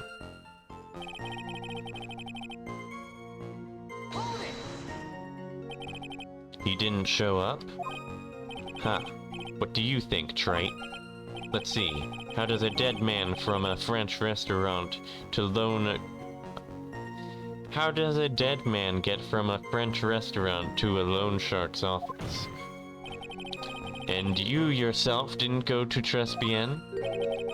What are you trying to pin on me here?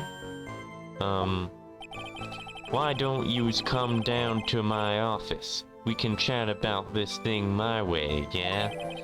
I got the best punching bag yous ever saw in there. No need, I'm good, thanks. Listen up, I ain't got nothing more to say except this.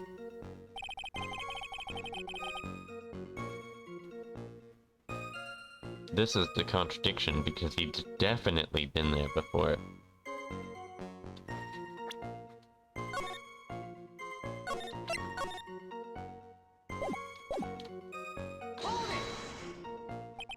Never? Not even once? Not even once. I was in my office the day that went down. I didn't put no poison in no kid's coffee, capiche? Do you really think he didn't... Do you think he really didn't meet Glen Elg? Not likely. Because I'm convinced this guy's behind the whole thing. So you mean, that whole testimony he just gave was a lie? Of course. So we can't afford to give him time to think of ways to plug the leaks in it. Got to nail him while I still can.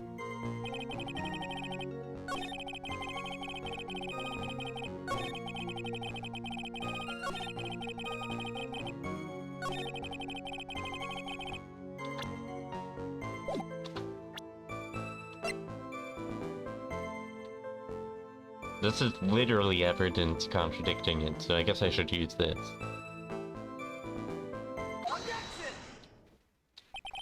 Mr. Tiger, is there something you'd like to tell the court about these matches? Matches? What you's talking about?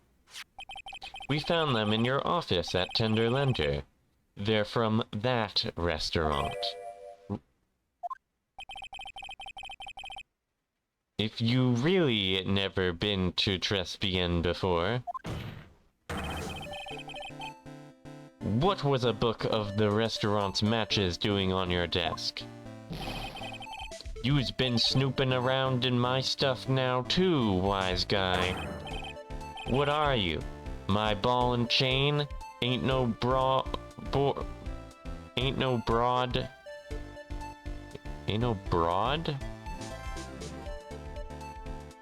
Okay, ain't no broad controlling me. It's not bored, it's not spelled correctly. Order, order! Well, witness? I think it's time you started telling us the truth, don't you? Grah! Sorry, I'm terribly sorry, forgive me. I ain't no pussycat. I don't go back on what I said. But okay. I was at the joint that day. So you do go back on what you said. What? But listen good, alright? I might have been there, but I still never met that kid. Well, well.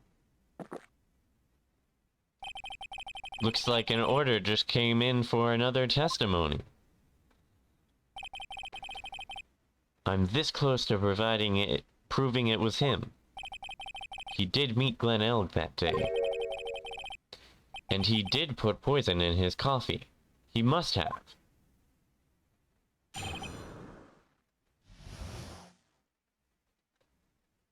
But something tells me it was the phony's coffee. And the actual Glen Elg was poisoned by Violetta. I was supposed to meet with the kid at the restaurant that afternoon. When I opened the door to the joint, I saw one ugly scene. The guy was laid out over the table, stiff as concrete. I figured if the place wasn't hot already, it was gonna be, so I split. I heard the cops' sirens on my way out, and I went straight back to my office. I see. You didn't actually meet with him in the end, then. Well, Mr. Wright, your cross-examination, please. Yes, Your Honor. Hold it. If I wait around here any longer, I ain't even gonna make the normal express. No more stupid questions. Ha. No problem. Anytime Trite presses you on something irrelevant, I'll see he pays a penalty. Mr. Godot, that's my job. Your job is to slam that little hammer of yours and call a guilty verdict. So do it. Yes, sir. The Special Express ain't cheap, right? So you's know since you's paying. Just so you's know since you's paying. Oh man, doesn't the rule of law mean anything around here?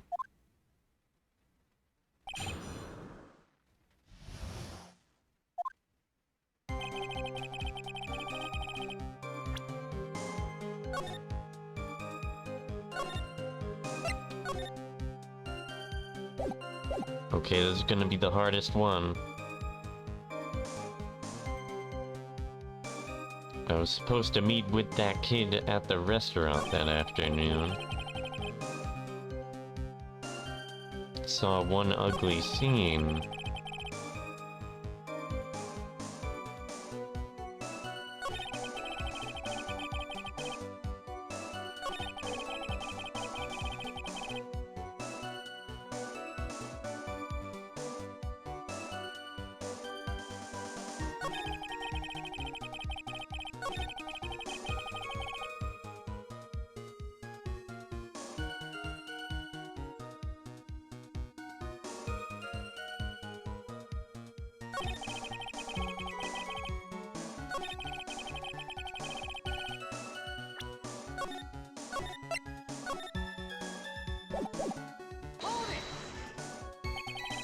So the meeting wasn't due to take place at Tenderlender at all then?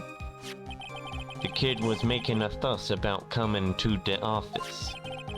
It's always that way when I want to talk about repayments. Even though I got the best punching bag you ever seen if there are any issues. Maybe it's because the punching bag that people are scared to come. So that's why you decided to meet at SBM? Ha. You're going to over old ground again, Wright. Sorry. You just earned yourself a penalty. Now suck it down.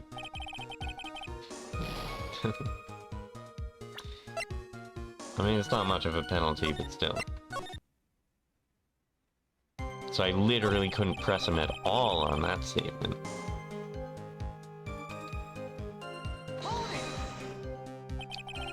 An ugly scene? What do you mean? The witness has already told us, Wright, which makes that question irrelevant. But...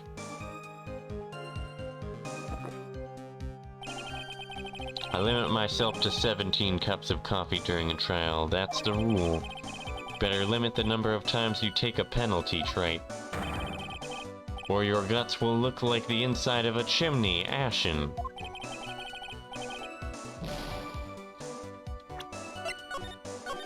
All these penalties for, like, no reason.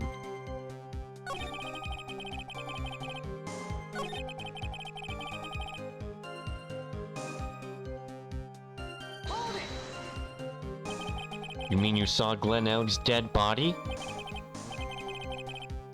Wait, that does contradict something. Because the body was in the kitchen. I guess I did, but I only saw him from behind. He was wearing some raggy bit of cloth he called a hat. And what time was this? I don't know. Huh? You know what winds me up more than anything else in the world? Watches. Round watches. I ain't gonna pollute my paws with something ticking henpecker. Out of interest, Mr. Tiger, what winds you up to the second most? The second most. Huh? What do you think? Square watches. Is this guy for real?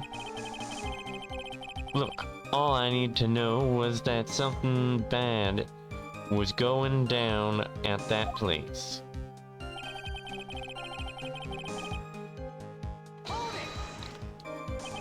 So you didn't actually set foot inside the restaurant, then?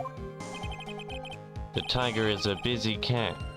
I don't hang around for no one. I ain't got time to be caught up in no murder investigation. So when exactly did you pick up the matches? There are matches just inside the front door. Our detective friend wound up in trouble with the chief after taking 5 books home. Poor gumshoe. It's almost enough to make a man cry.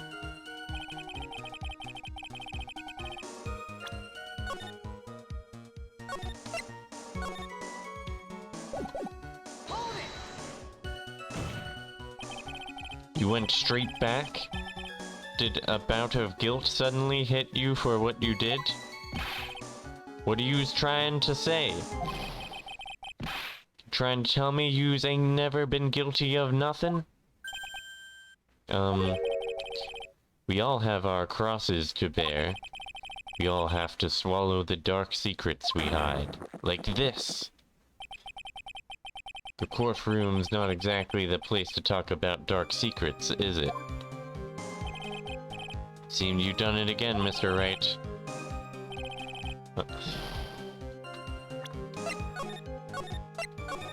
Okay.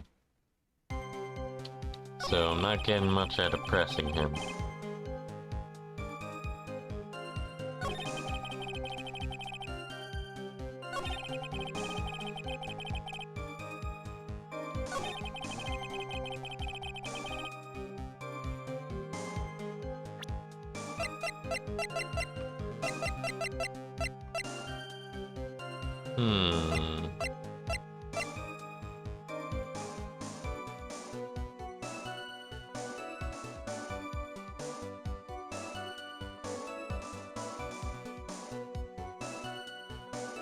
I think otherwise.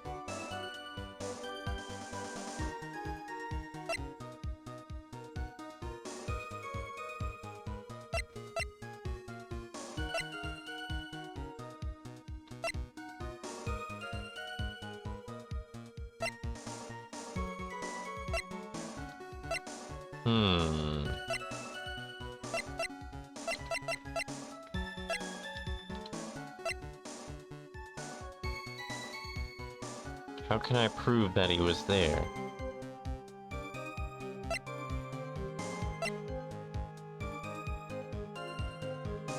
Before the murder took place.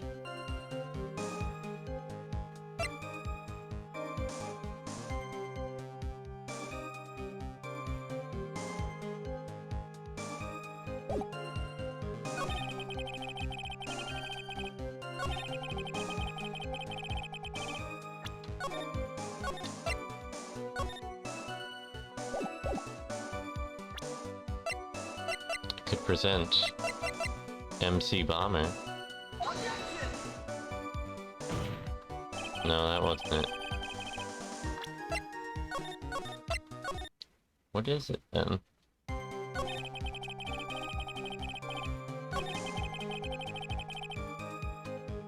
Stiff as concrete.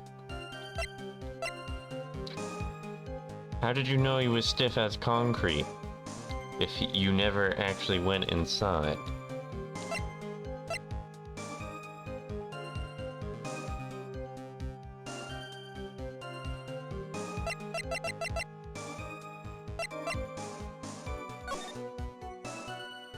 And the partitions. There's no way you could have seen it.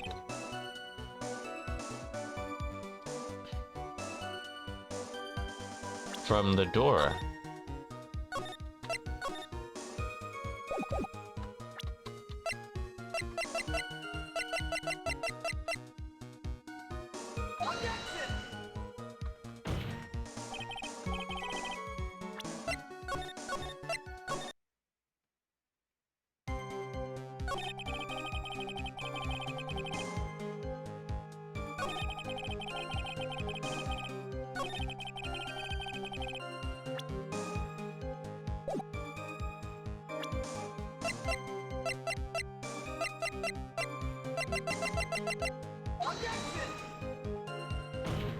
Which statement do I use it on?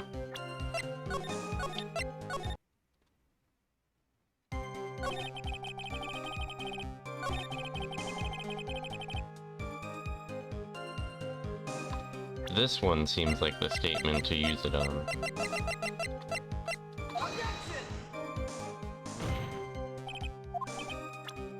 I don't see how it couldn't possibly contradict it.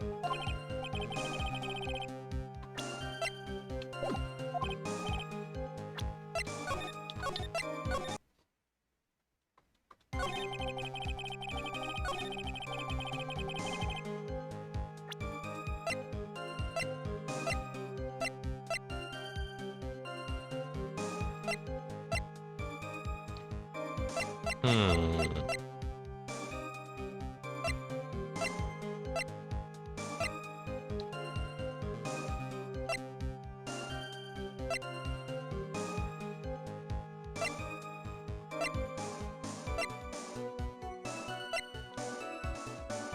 Let's see.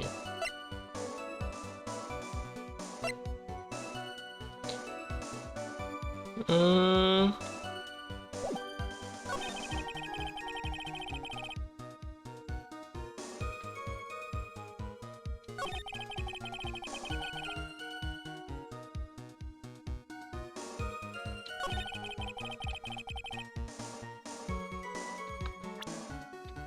We skip as concrete. I don't know how you'd know that if you never went inside.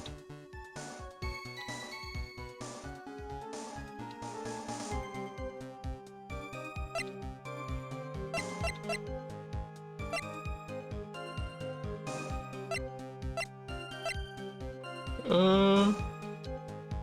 Hmm. This still doesn't feel like it's the correct time. How can I prove that he was there?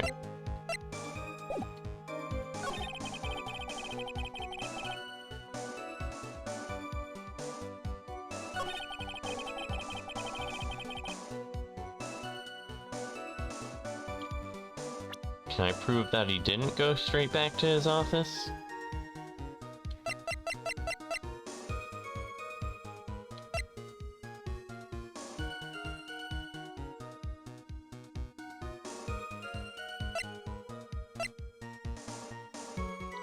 Hmm.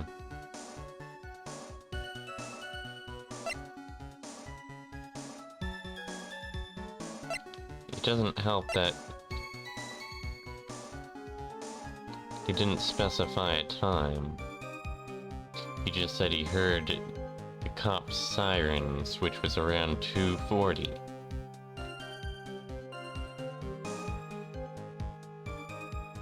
Which can line up with this.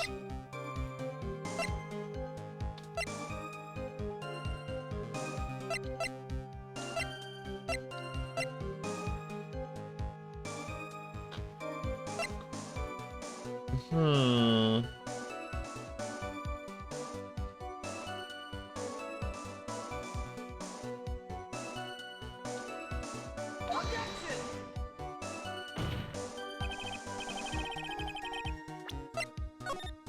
What evidence is it?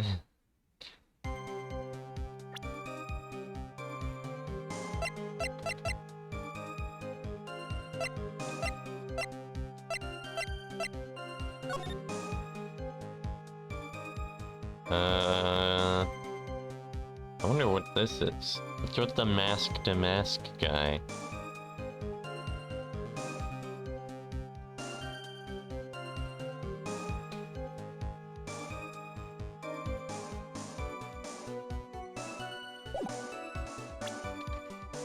Hmm.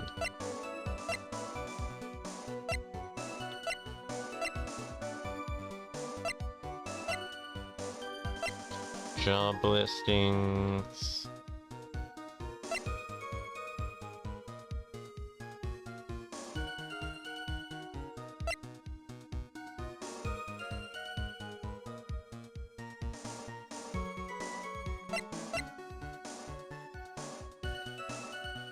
John's debt.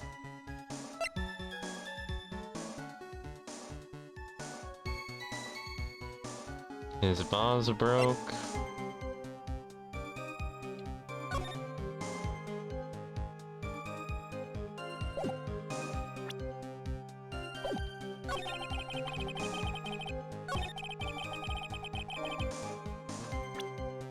This contradicts this evidence, then. I don't know why the crime scene doesn't count. It technically still shows the partition. You're something of a loan collecting pro, aren't you, Mr. Tiger? No one escapes the tiger's clutches. Well, I'm something of a lie detecting pro.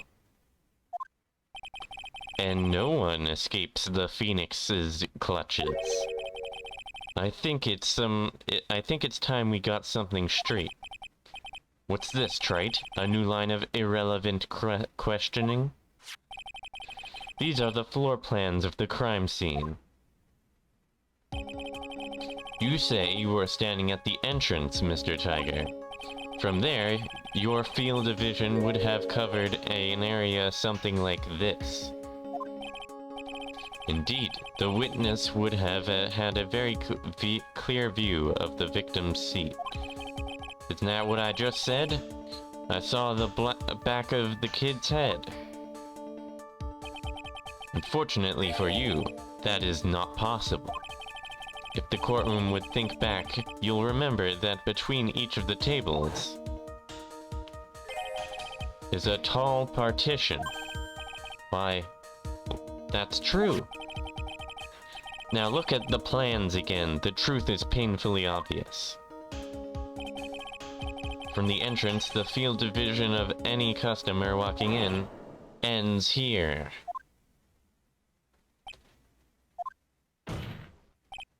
So from the entrance of Trespian, you couldn't have seen the victim's seat.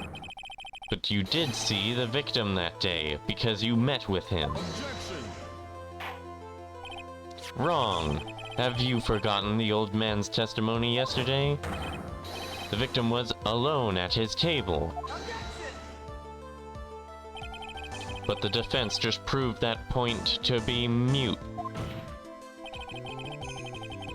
The victim, witnessed by Mr. Kudo, was not Glen Elg, but a fake. What?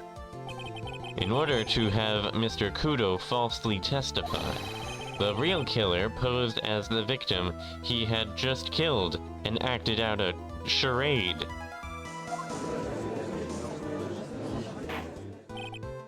That will do. This trial has gone on long enough without the obvious question being answered. Where's your evidence?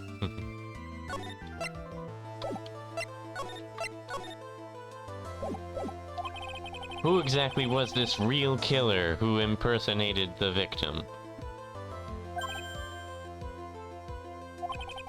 You say the killer murdered Glen Elg, and then impersonated his victim in a performance for Victor Kudo.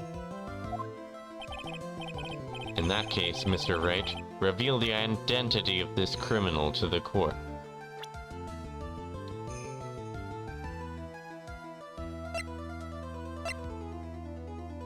Who is it?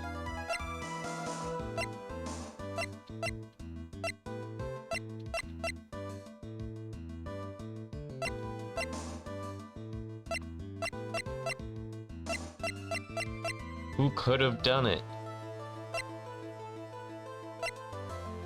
It could have been Tiger himself.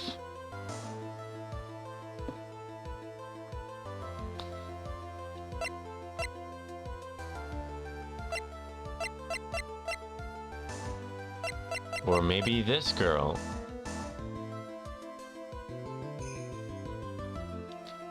But how in the world?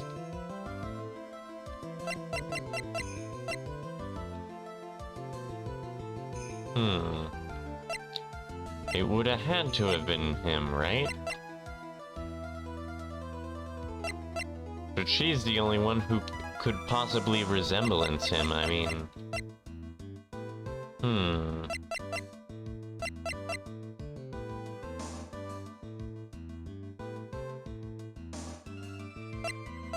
Who do I want to say?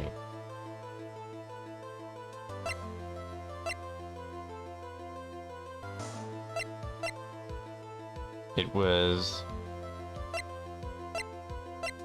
It's gotta be him, right?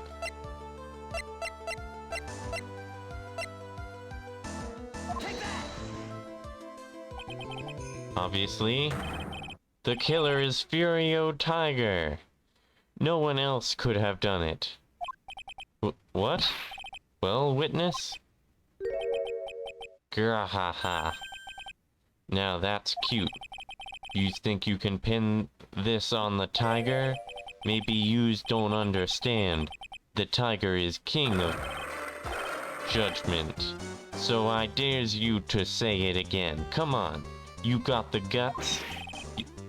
You can't threaten me, tiger. It's the defense. Go ahead and tell the witness, Mr. Wright. Mr. Wright!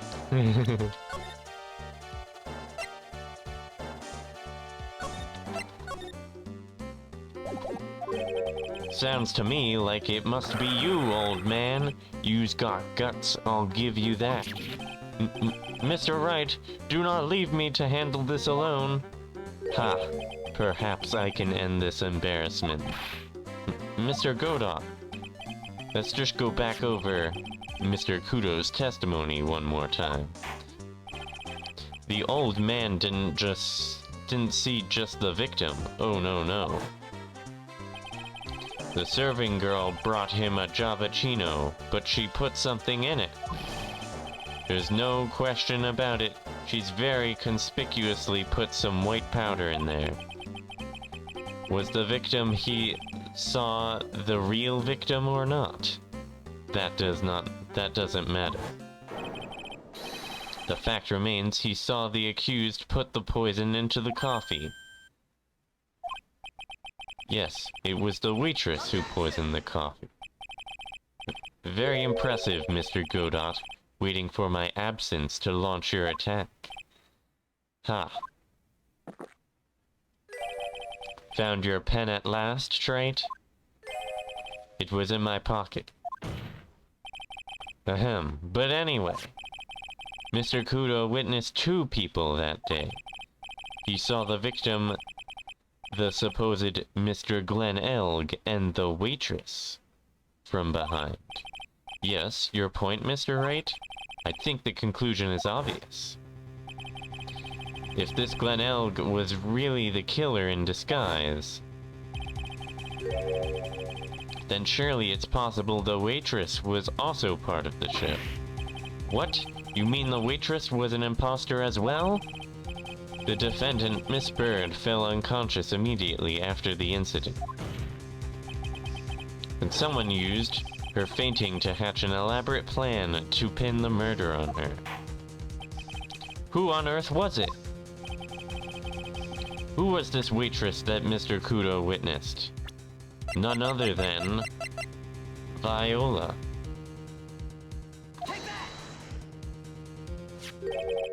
Who is this woman?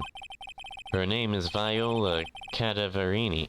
She's an employee of Tenderlander. You's making a big mistake.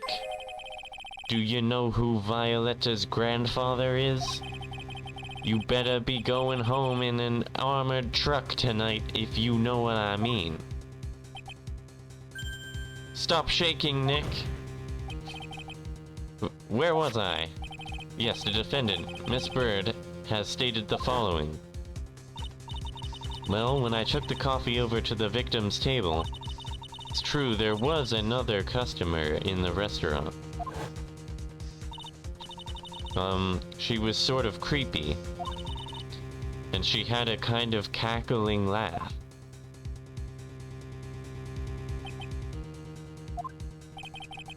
There are just too many contradictions in this case. The second man at the victim's table who nobody but Miss Bird seems to have seen. The earpiece worn by the victim in his left ear when that eardrum was ruptured. And the radio show he was supposedly listening to half an hour after it was over. There is only one logical explanation that clears up all of these contradictions. The whole incident took place twice. Once for real and once for show. And Mr. Furio Tiger, the only person who could have committed the crime, is you.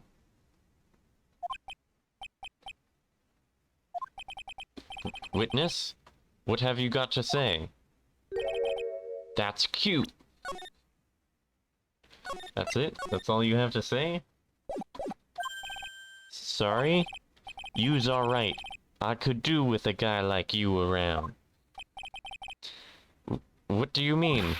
Okay, I'm in on this game. I'm gonna have to charter a jet to get me to my meetings now, but I'm gonna give yous one more thing to think about before I go. Something to think about? Yous got it all wrapped up nice, huh, right? But yous missed out one real important thing. But that can't be. I was in the joint that day and I met that kid too. But I couldn't have poisoned him, yous hear? What? Do you really expect us to believe you now, Mr. Tiger? Huh. What a troublemaker. Troublemaker? Looks like we're going to need another one for the road.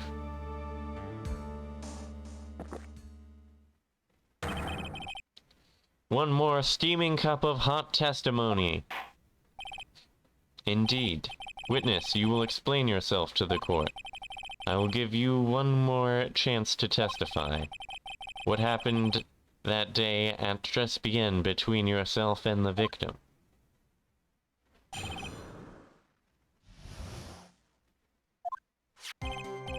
Yeah, I loaned Eld cash, about $100,000. That lines up. That day, we was due to have a little chat. The kid had hit his paycheck date, see? That lines up. So anyway, he tells me he's got no way to pay up. I'm about to flatten the guy when he starts screaming. Yes, I won! $500,000. He got lucky, you know. Real lucky. If that waitress hadn't done what she done, everything would have been over.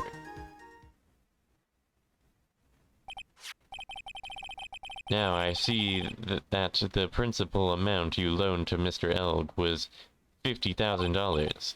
Yeah, well, you've got the VIG to take into account. Interest builds up fast, you know. That's faster than fast. $100,000 is twice his principal. And the repayment deadline was December 3rd, the day of the incident in question. Yeah, he was one lucky kid. Got that $500,000 just in time.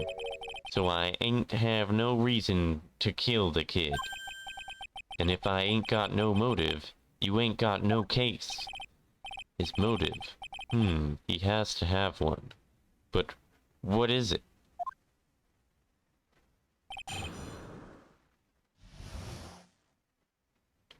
I know what the contradiction is.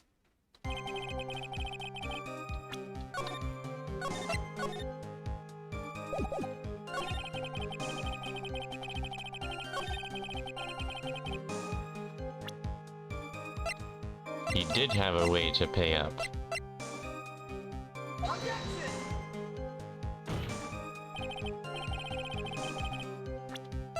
But apparently that doesn't count.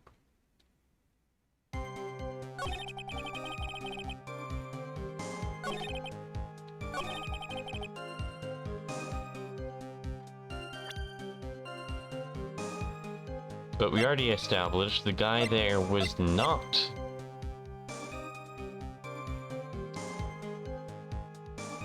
the real Glen Elg.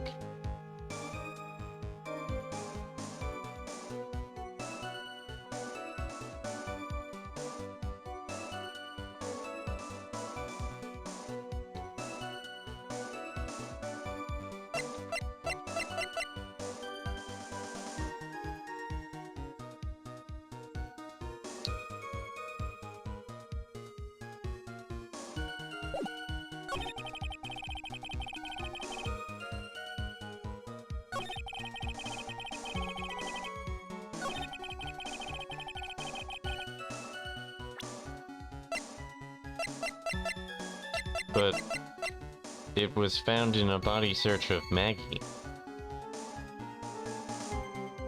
Oh, they think she stole it.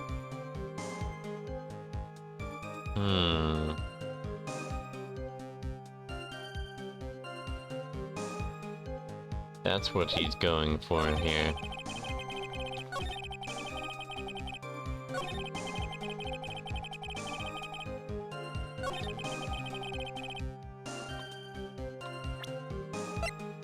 Like, there's no contradiction here. He definitely loaned him $50,000 and had $100,000 in debt. There's no contradiction there.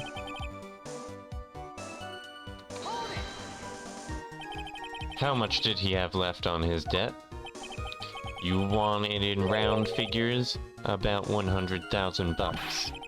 That's the whole amount. Talking about a guy who had 58 cents in his wallet. What? You's telling me he wasn't even gonna pay for the coffee? He certainly seems to have been a brave man, this Mr. Elg. That guy was smooth, I tell you's real smooth. You'll have your money in less than 5 minutes. That's what he says to me. The guy then calls me the tender tiger. He was skating on thin ice with me.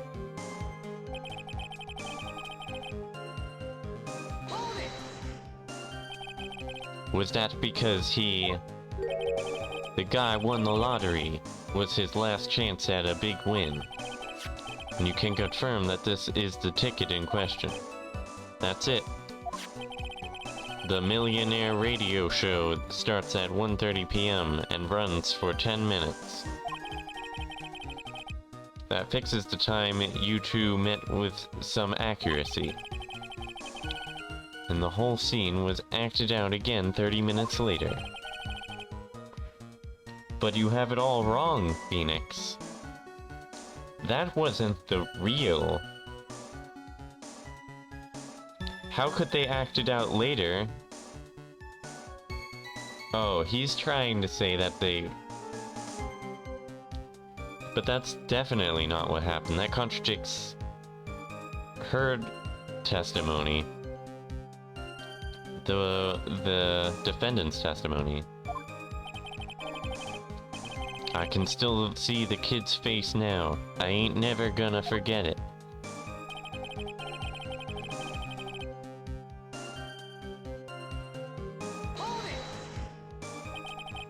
Was there anyone else in the restaurant at that time?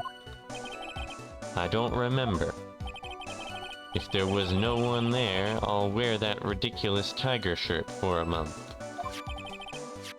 Mr. Armstrong, Maggie, and if I'm right, Viola Cadaverini were all there at that time. So the victim had intended to repay you from his lottery winnings from the beginning. Seems that way to me. But you wouldn't normally expect to win the lottery, would you? Ha.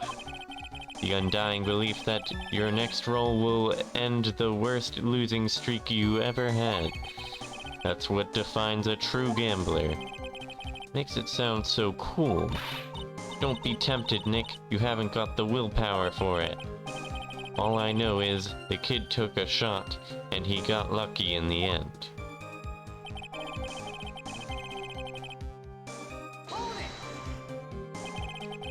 The waitress, you mean? The girl with the glasses in the defendant's chair. Who else could I mean?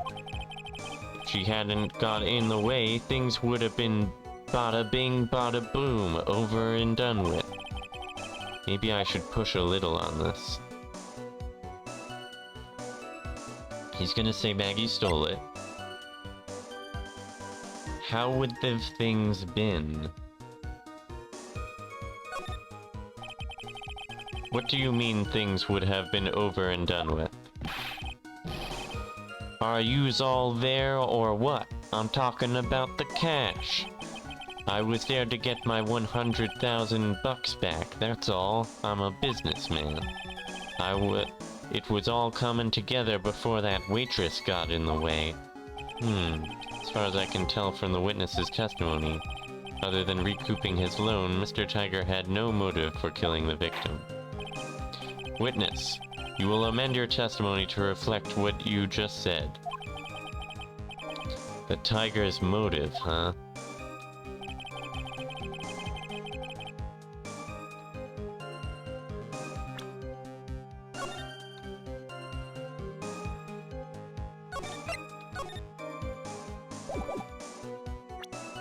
Oh, but I think you do have more of a reason.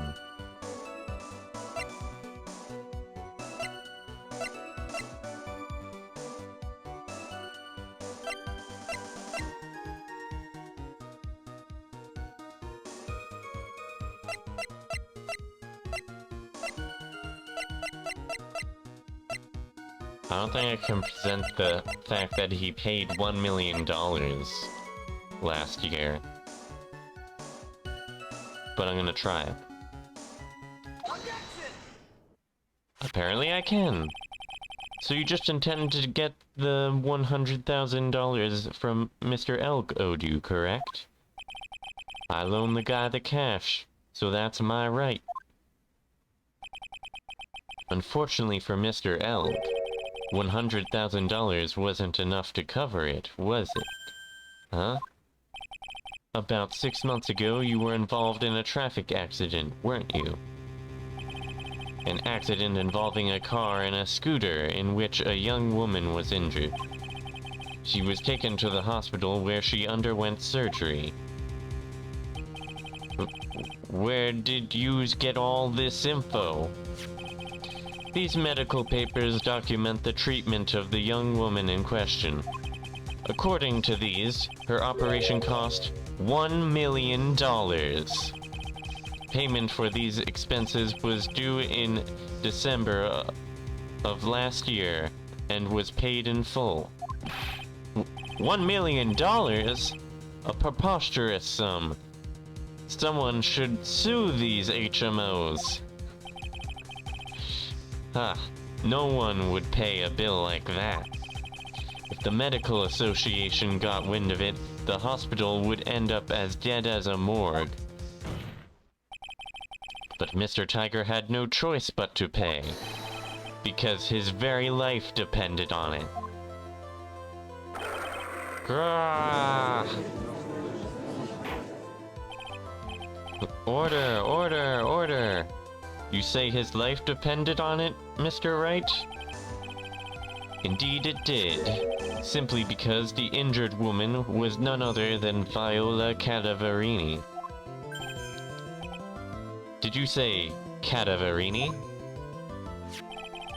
Bruto Cadaverini, mob boss in charge of all underworld activities in the city, and doting grandfather to his precious Violetta, also known as Viola Cadaverini. Your life was in danger unless you paid compensation to the boss, correct? It makes sense. You were desperate to acquire the $1 million Cadaverini demanded of you. So desperate, in fact, that you decided to sacrifice Glen Elg's life to pay your debt. Order, order, order! What do you say to that, witness? Grrrr.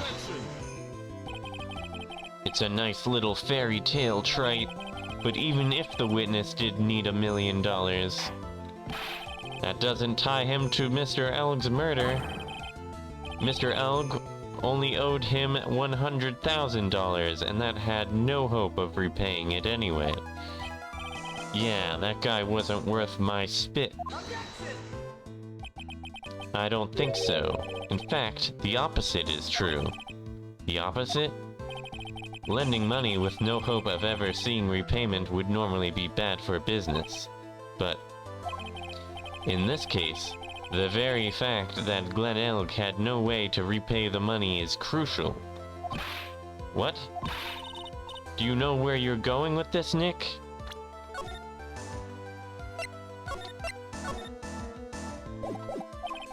You've got to think outside the box, Maya. Outside the box? It's very straightforward. Mr. Tiger wasn't after the $100,000 at all. It seems you have a logical conclusion for this theory, Mr. Wright. Would you care to share it with us? What exactly was Mr. Tiger after? MC Bomber. Glen Elg was a programmer, a highly skilled programmer. That skill was the collateral Mr. Elg put up in order to borrow the money. Care to explain how skill can be used as collateral to secure a loan, Wright? He had the skill to create a computer virus, and so he did, a virus known as MC Bomber. A computer virus? What does one of those do? A computer virus is a program that wreaks havoc on the insides of a computer. Computer? What does one of those do? I guess the beard isn't the only part of his honor that is from the Stone Age. I'll explain it to you later, Your Honor. Right now, this is the important point. A virus like MC Bomber would be worth several $1 million on the black market. Mr. Tiger, you couldn't have cared less about $100,000, isn't that right? All you cared about was one thing, the virus. Grrr, grrr.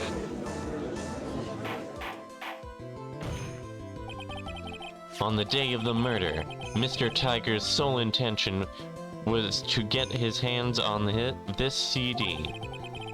Glen Elg had no way of paying back the $100,000, and Mr. Tiger knew it. But then a miracle happened. The kind that Mr. Tiger would prefer to say never happened, but he can't, and neither can I. The lottery win? Exactly. At the 11th hour, Mr. Elg won $500,000 on the lottery, which left Mr. Tiger with no way of getting his hands on the all-important CD. At least, no legitimate way.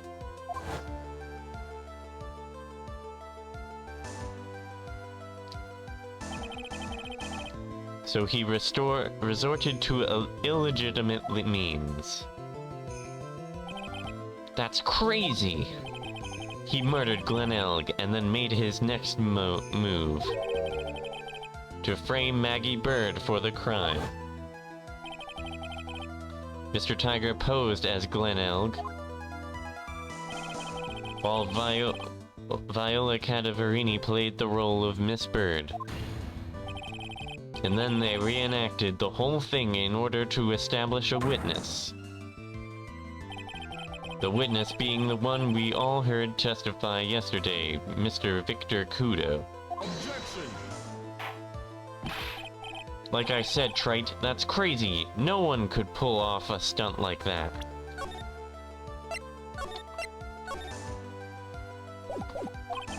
For starters, there's no way the chef could have been kept in the dark about it. But Mr. Armstrong was in on it from the very beginning. Have you forgotten already, Mr. Godot? Mr. Armstrong owed the witness money too. $500,000, in fact. He had no choice but to go along with Mr. Tiger's plans.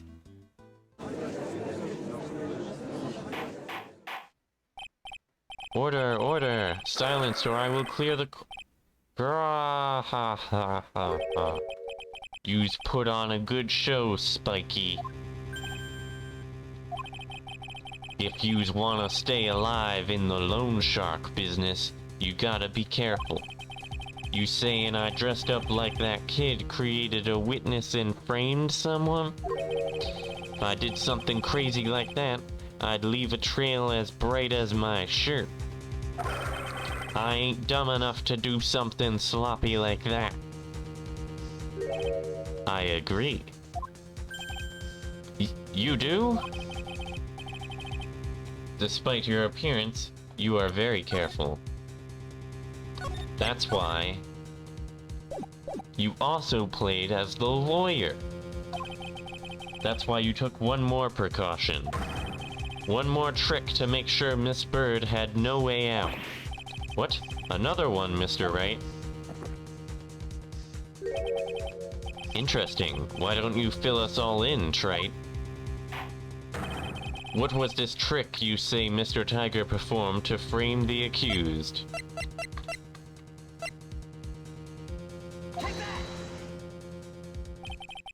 What on earth is that?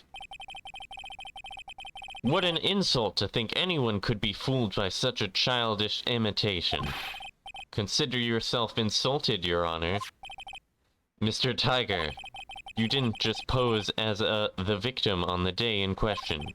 A month ago, in this very court, you posed as me. What? That's the truth. But the witness looks nothing like you, Mr. Wright. Although, now that I think about it, it was you, wasn't it? No doubt it was you standing in this very court a mere month ago. The Phoenix Wright who put up the most disreputable, shabby defense I had ever seen. Grr. Grr. Can you prove that, Gramps? Prove the attorney who represented the accused here a month ago was this man? Are you prepared to take the stand and testify that it was him? Gulp. Hey. Forget about it, yeah? I wouldn't do something like that. Not me. You made a mistake, right? It was someone else, huh? Have you no pride, sir? This isn't a matter of pride. In case you didn't know, Trite, here in court, we deal with people's lives.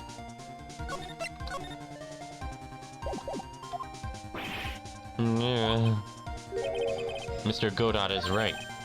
Your Honor, speaking for myself, I am absolutely conceived. The attorney in question was the witness standing before me now. However, I preside over this court as the judge, with the vested power to hand down a verdict. Someone in my position cannot be swayed by a memory without evidence to support it. No! If the defense has no further evidence, the court will now excuse the witness. The circumstances surrounding Mr. Tiger are dubious for sure, but not conclusive. But we've come so far. You say he impersonated Glen Elg. You say he impersonated you. But none of that adds up to a murder charge. You don't have a shred of evidence that the witness poisoned the victim's coffee. Nah. Ha. But I do. It's just coming from Gumshoe. Sucks to be you, right? Don't mess with the tiger, or you're gonna be mauled. You's got that? All we managed to do here was chase him around a bit. But I was so close to getting him to admit his own guilt. Ha. Looks like I won't be needing a refill. I just had one more piece of evidence. One more piece of evidence, and maybe I could get Maggie off the hook. This witness's cross-examination is over. You are free to go, Mr. Tiger.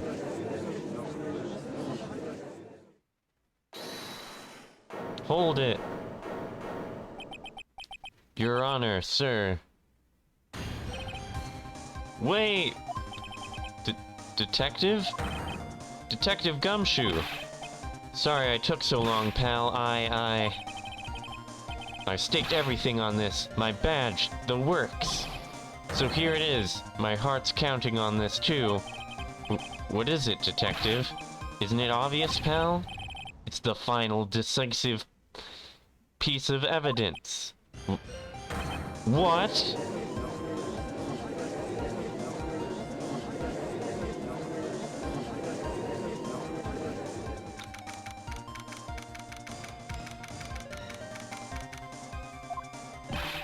Sorry it took so long, pal, but I finally got the results from the lab.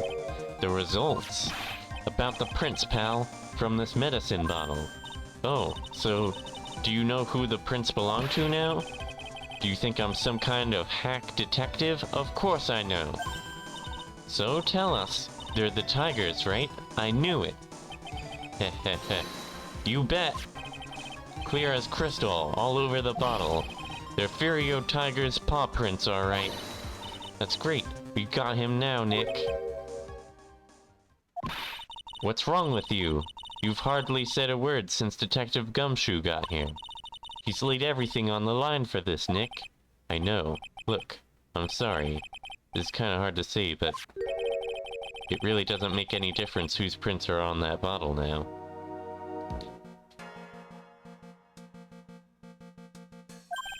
Huh? What? Why not? What we need to produce at this stage in the trial is irrefutable evidence that the tiger put poison in Glenn Elg's coffee. He's already admitted that he met the victim. The fact that his prints are on this bottle, that really doesn't make any difference now. I knew it. Great, no matter how hard I try, I'm never of any use. Hey, don't be so hard on yourself. This was our last chance to help Maggie. And I've been working on some useless piece of evidence the whole time. It's alright, I'm a real loser. It's not breaking news to me, pal. Detective Gumshoe? Maggie, you've been working on something for me? Sorry I let you down, Maggie. I know you didn't do it. And I'm a detective. We're supposed to be able to prove stuff like that. I'm really sorry. I'll get you out of here somehow. Detective Gumshoe, wait. He's gone. Isn't there anything we can do now, Nick? I wish there was. Gumshoe worked so hard to get that evidence. If only there was some way I could use it.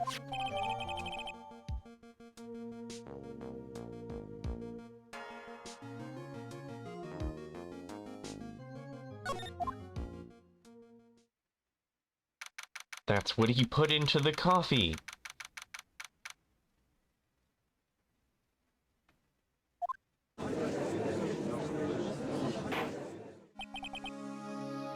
Mr. Wright. Yes, Your Honor? I granted you a recess so you could prepare this decisive evidence you've discovered. Well, I hope it works. Yes. Don't keep us all in suspense, Wright. Show us. Naturally. We can assume it's evidence that will actually stand up in court, can't we? Think, Phoenix. Don't let Gumshoe's hard work go to waste. How much more of my time are you gonna waste? I ain't been into no court before. But yous lawyers sure know how to blow things out of proportion. No doubt, given the nature of the evidence, it will speak for itself. Nevertheless, you will talk us through it, Mr. Wright. Well, I know I can't prove anything new with this evidence. I'm really backed into a corner here, but maybe, if he thinks he's got me beat...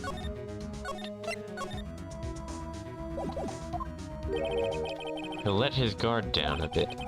Don't keep us waiting any longer, Mr. Wright. Present this final decisive piece of evidence to the court.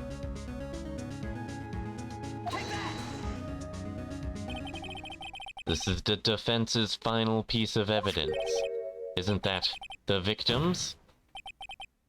Your Honor, naturally the court is already aware of the contents of this bottle. However, interesting new information has come to light. We have clearly identified some fingerprints on it. Fingerprints belonging to you, Mr. Tiger. What? But, Mr. Wright, what conclusion are you hoping to draw from this new information? Everyone in here knows what this bottle contains. Gonna save in the 7th slot. I'd never saved there before. Except one man. One person in this courtroom should theoretically be in the dark. My prints are on that fancy-looking bottle? Is that what you saying? Well, what the hell's in it anyway? A phony trial, a phony lawyer, and phony clues. Everything about this case has been phony. Seems like the perfect excuse for some phony evidence.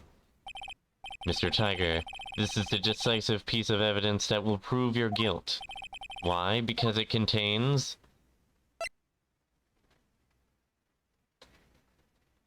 the victim's ear medicine.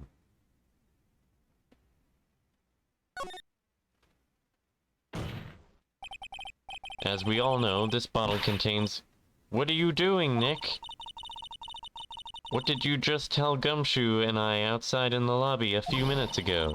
Said the fact that the prints are on this bottle makes no difference now. Oh yeah. Mr. Wright. Do you think I'll allow you to indulge in speculation at this stage? You're wrong. I'll just take that hit. Oops, looks like I better reconsider. I've got to take advantage of the fact that Tiger thinks he was warm. And lead him into a trap. So phony evidence would be it contains the poison.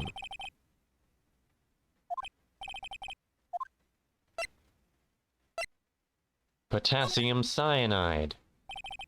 This bottle contains potassium cyanide. Potassium cyanide? The poison used to murder Mr. Elg, Your Honor. The victim's killer used this very bottle. And on this bottle, Mr. Tiger, we found your fingerprints. Well, how do you explain that? Ha ha ha ha. You'd make a good clown, you'd know that. What?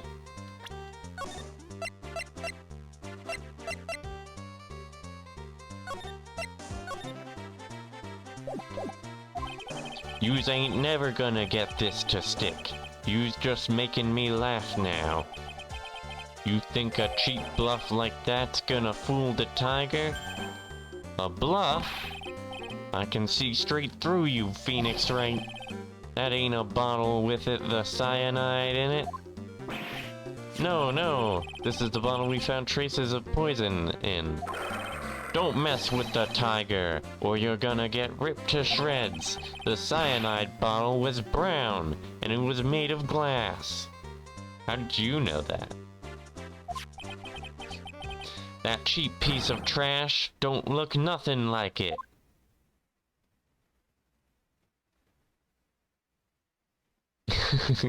Godot is upset.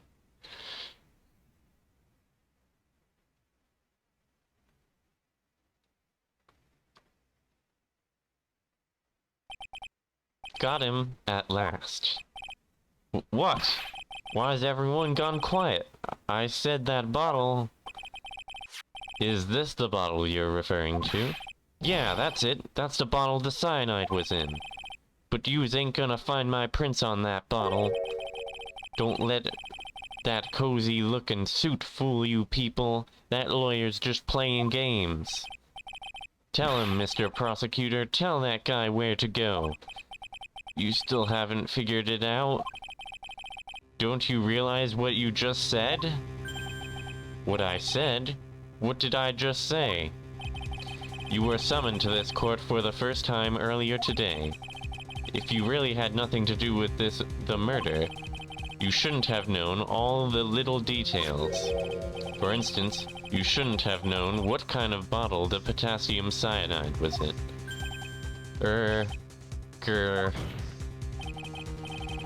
But just now, you slipped up in front of every single person in this courtroom. You described the exact bottle used by the killer to hold the poison. You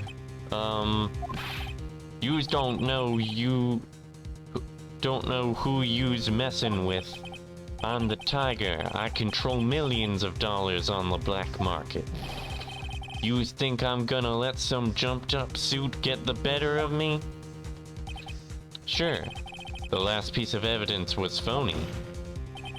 But that's just what you deserve. The phony trial with a phony lawyer. It was all played out by you, the biggest phony of all. Grrr.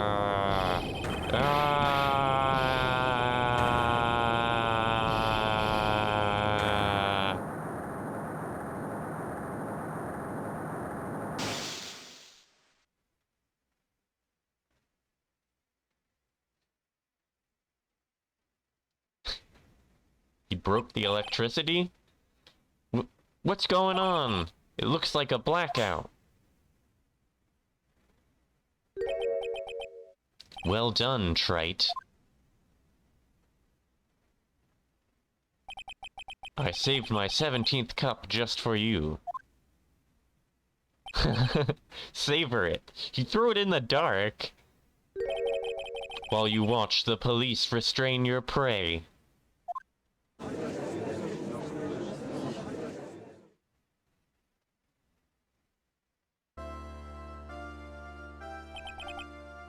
Mr. Wright, you caught a tiger by his toe. But if this one hollers, he won't be let go. Now then, how are things going with Mr. Tiger, Mr. Godot? He is being arrested on suspicion of the murder of Glen Elg, Your Honor. Fortunately for us, we managed to rectify a very grave error. Mr. Bird was found guilty in the absence of a genuine defense attorney. Yes, she was. And in the absence of genuine evidence. But the tiger made one mistake. Indeed. He very nearly got away with everything if it wasn't for that one slip of the tongue. Furio Tiger is a truly frightening criminal. Ha. The truly frightening one is that defense attorney over there. Godot. Well, I am now in a position to deliver my verdict. The court finds the defendant Maggie Bird not guilty.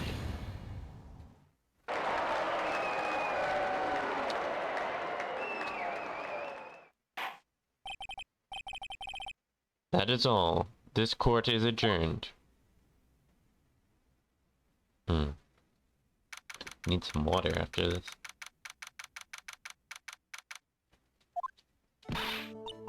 Mr. Wright, aye. So I'm gonna save here. Wait, no. I'm gonna save here.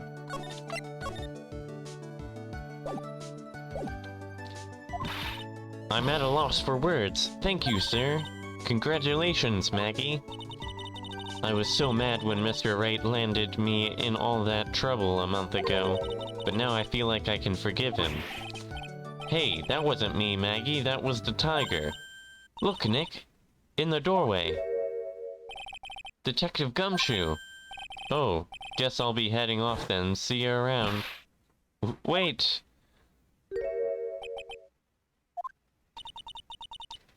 Detective Gumshoe. Oh yeah, congratulations, Maggie. Thanks. I knew you were innocent all along. Why didn't you say that in your testimony, then? Huh? Oh, well... I guess... Wait up, detective, he just ran off. Maggie, why are you being so hard on him? He busted his butt for you. It's thanks to him that we got the medication bottle. That wasn't even of any use. But it's only because Mr. Wright used it so cleverly. Detective Gumshoe was just running around in circles. Poor guy. Looks like she still isn't ready to forgive him. Can't you put it in a good word for him, Nick? Yeah, I can give her the weenies. Yeah, Maya is right. I should help Gumshoe out. It's clear he needs it. Maggie, you know, Detective Gumshoe's been really worried about you through all this. I wanted to believe that, sir. But on that first day of the trial, he practically gave the judge a free pass to lock me up. He didn't have any choice, Maggie. He's a detective. He has to report the facts. He doubted me, that's why. He thought I might have done it.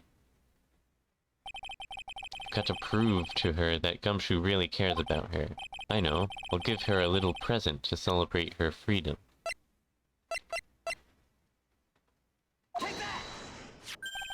Here you are, a present to celebrate your freedom. That's a present from Detective Gumshoe, made with a ton of love. He said you lost weight and he was worried about you. Detective Gumshoe. I actually really like weenies, you know. Did you guys hear that? I'm pretty hungry myself, you know. Time to get some burgers. Yeah, the trial dragged on a bit today, didn't it? Is it okay if I eat this now?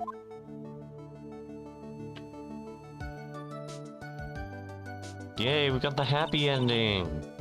So how is it, Maggie? It's really good.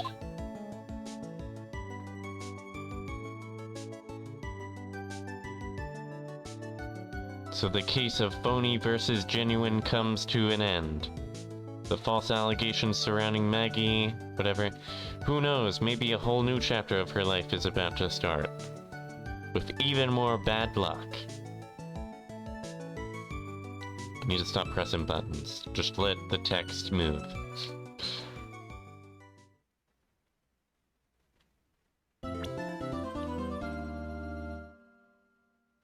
This one has Edgeworth on it.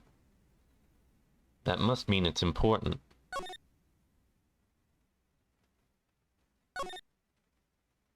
Well, let's preview it before we, end stream.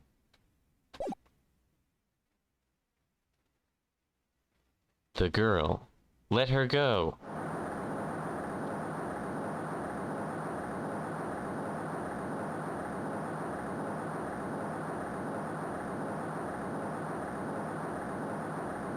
Shut up!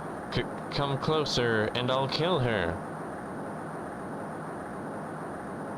Sorry, but you're not going to get the chance. What?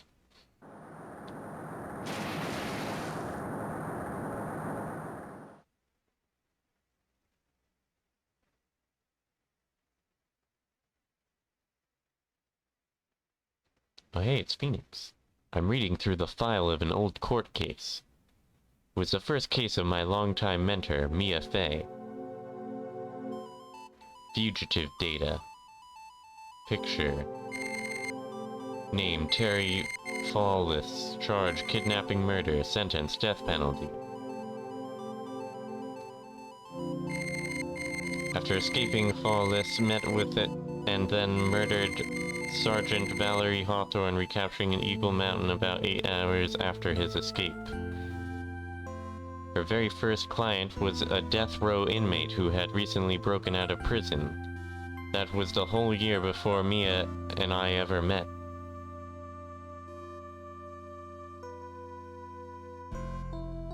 Six years earlier, Mia Fey, first trial.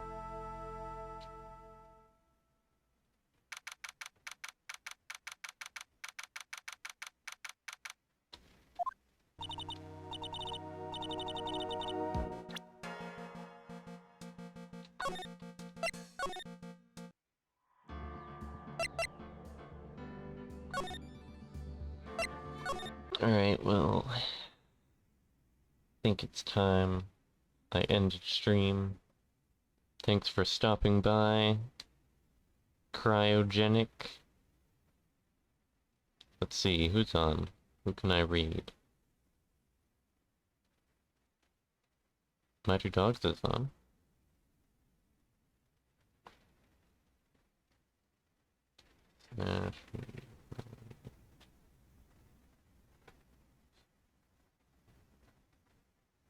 Okay, see ya, Cryo.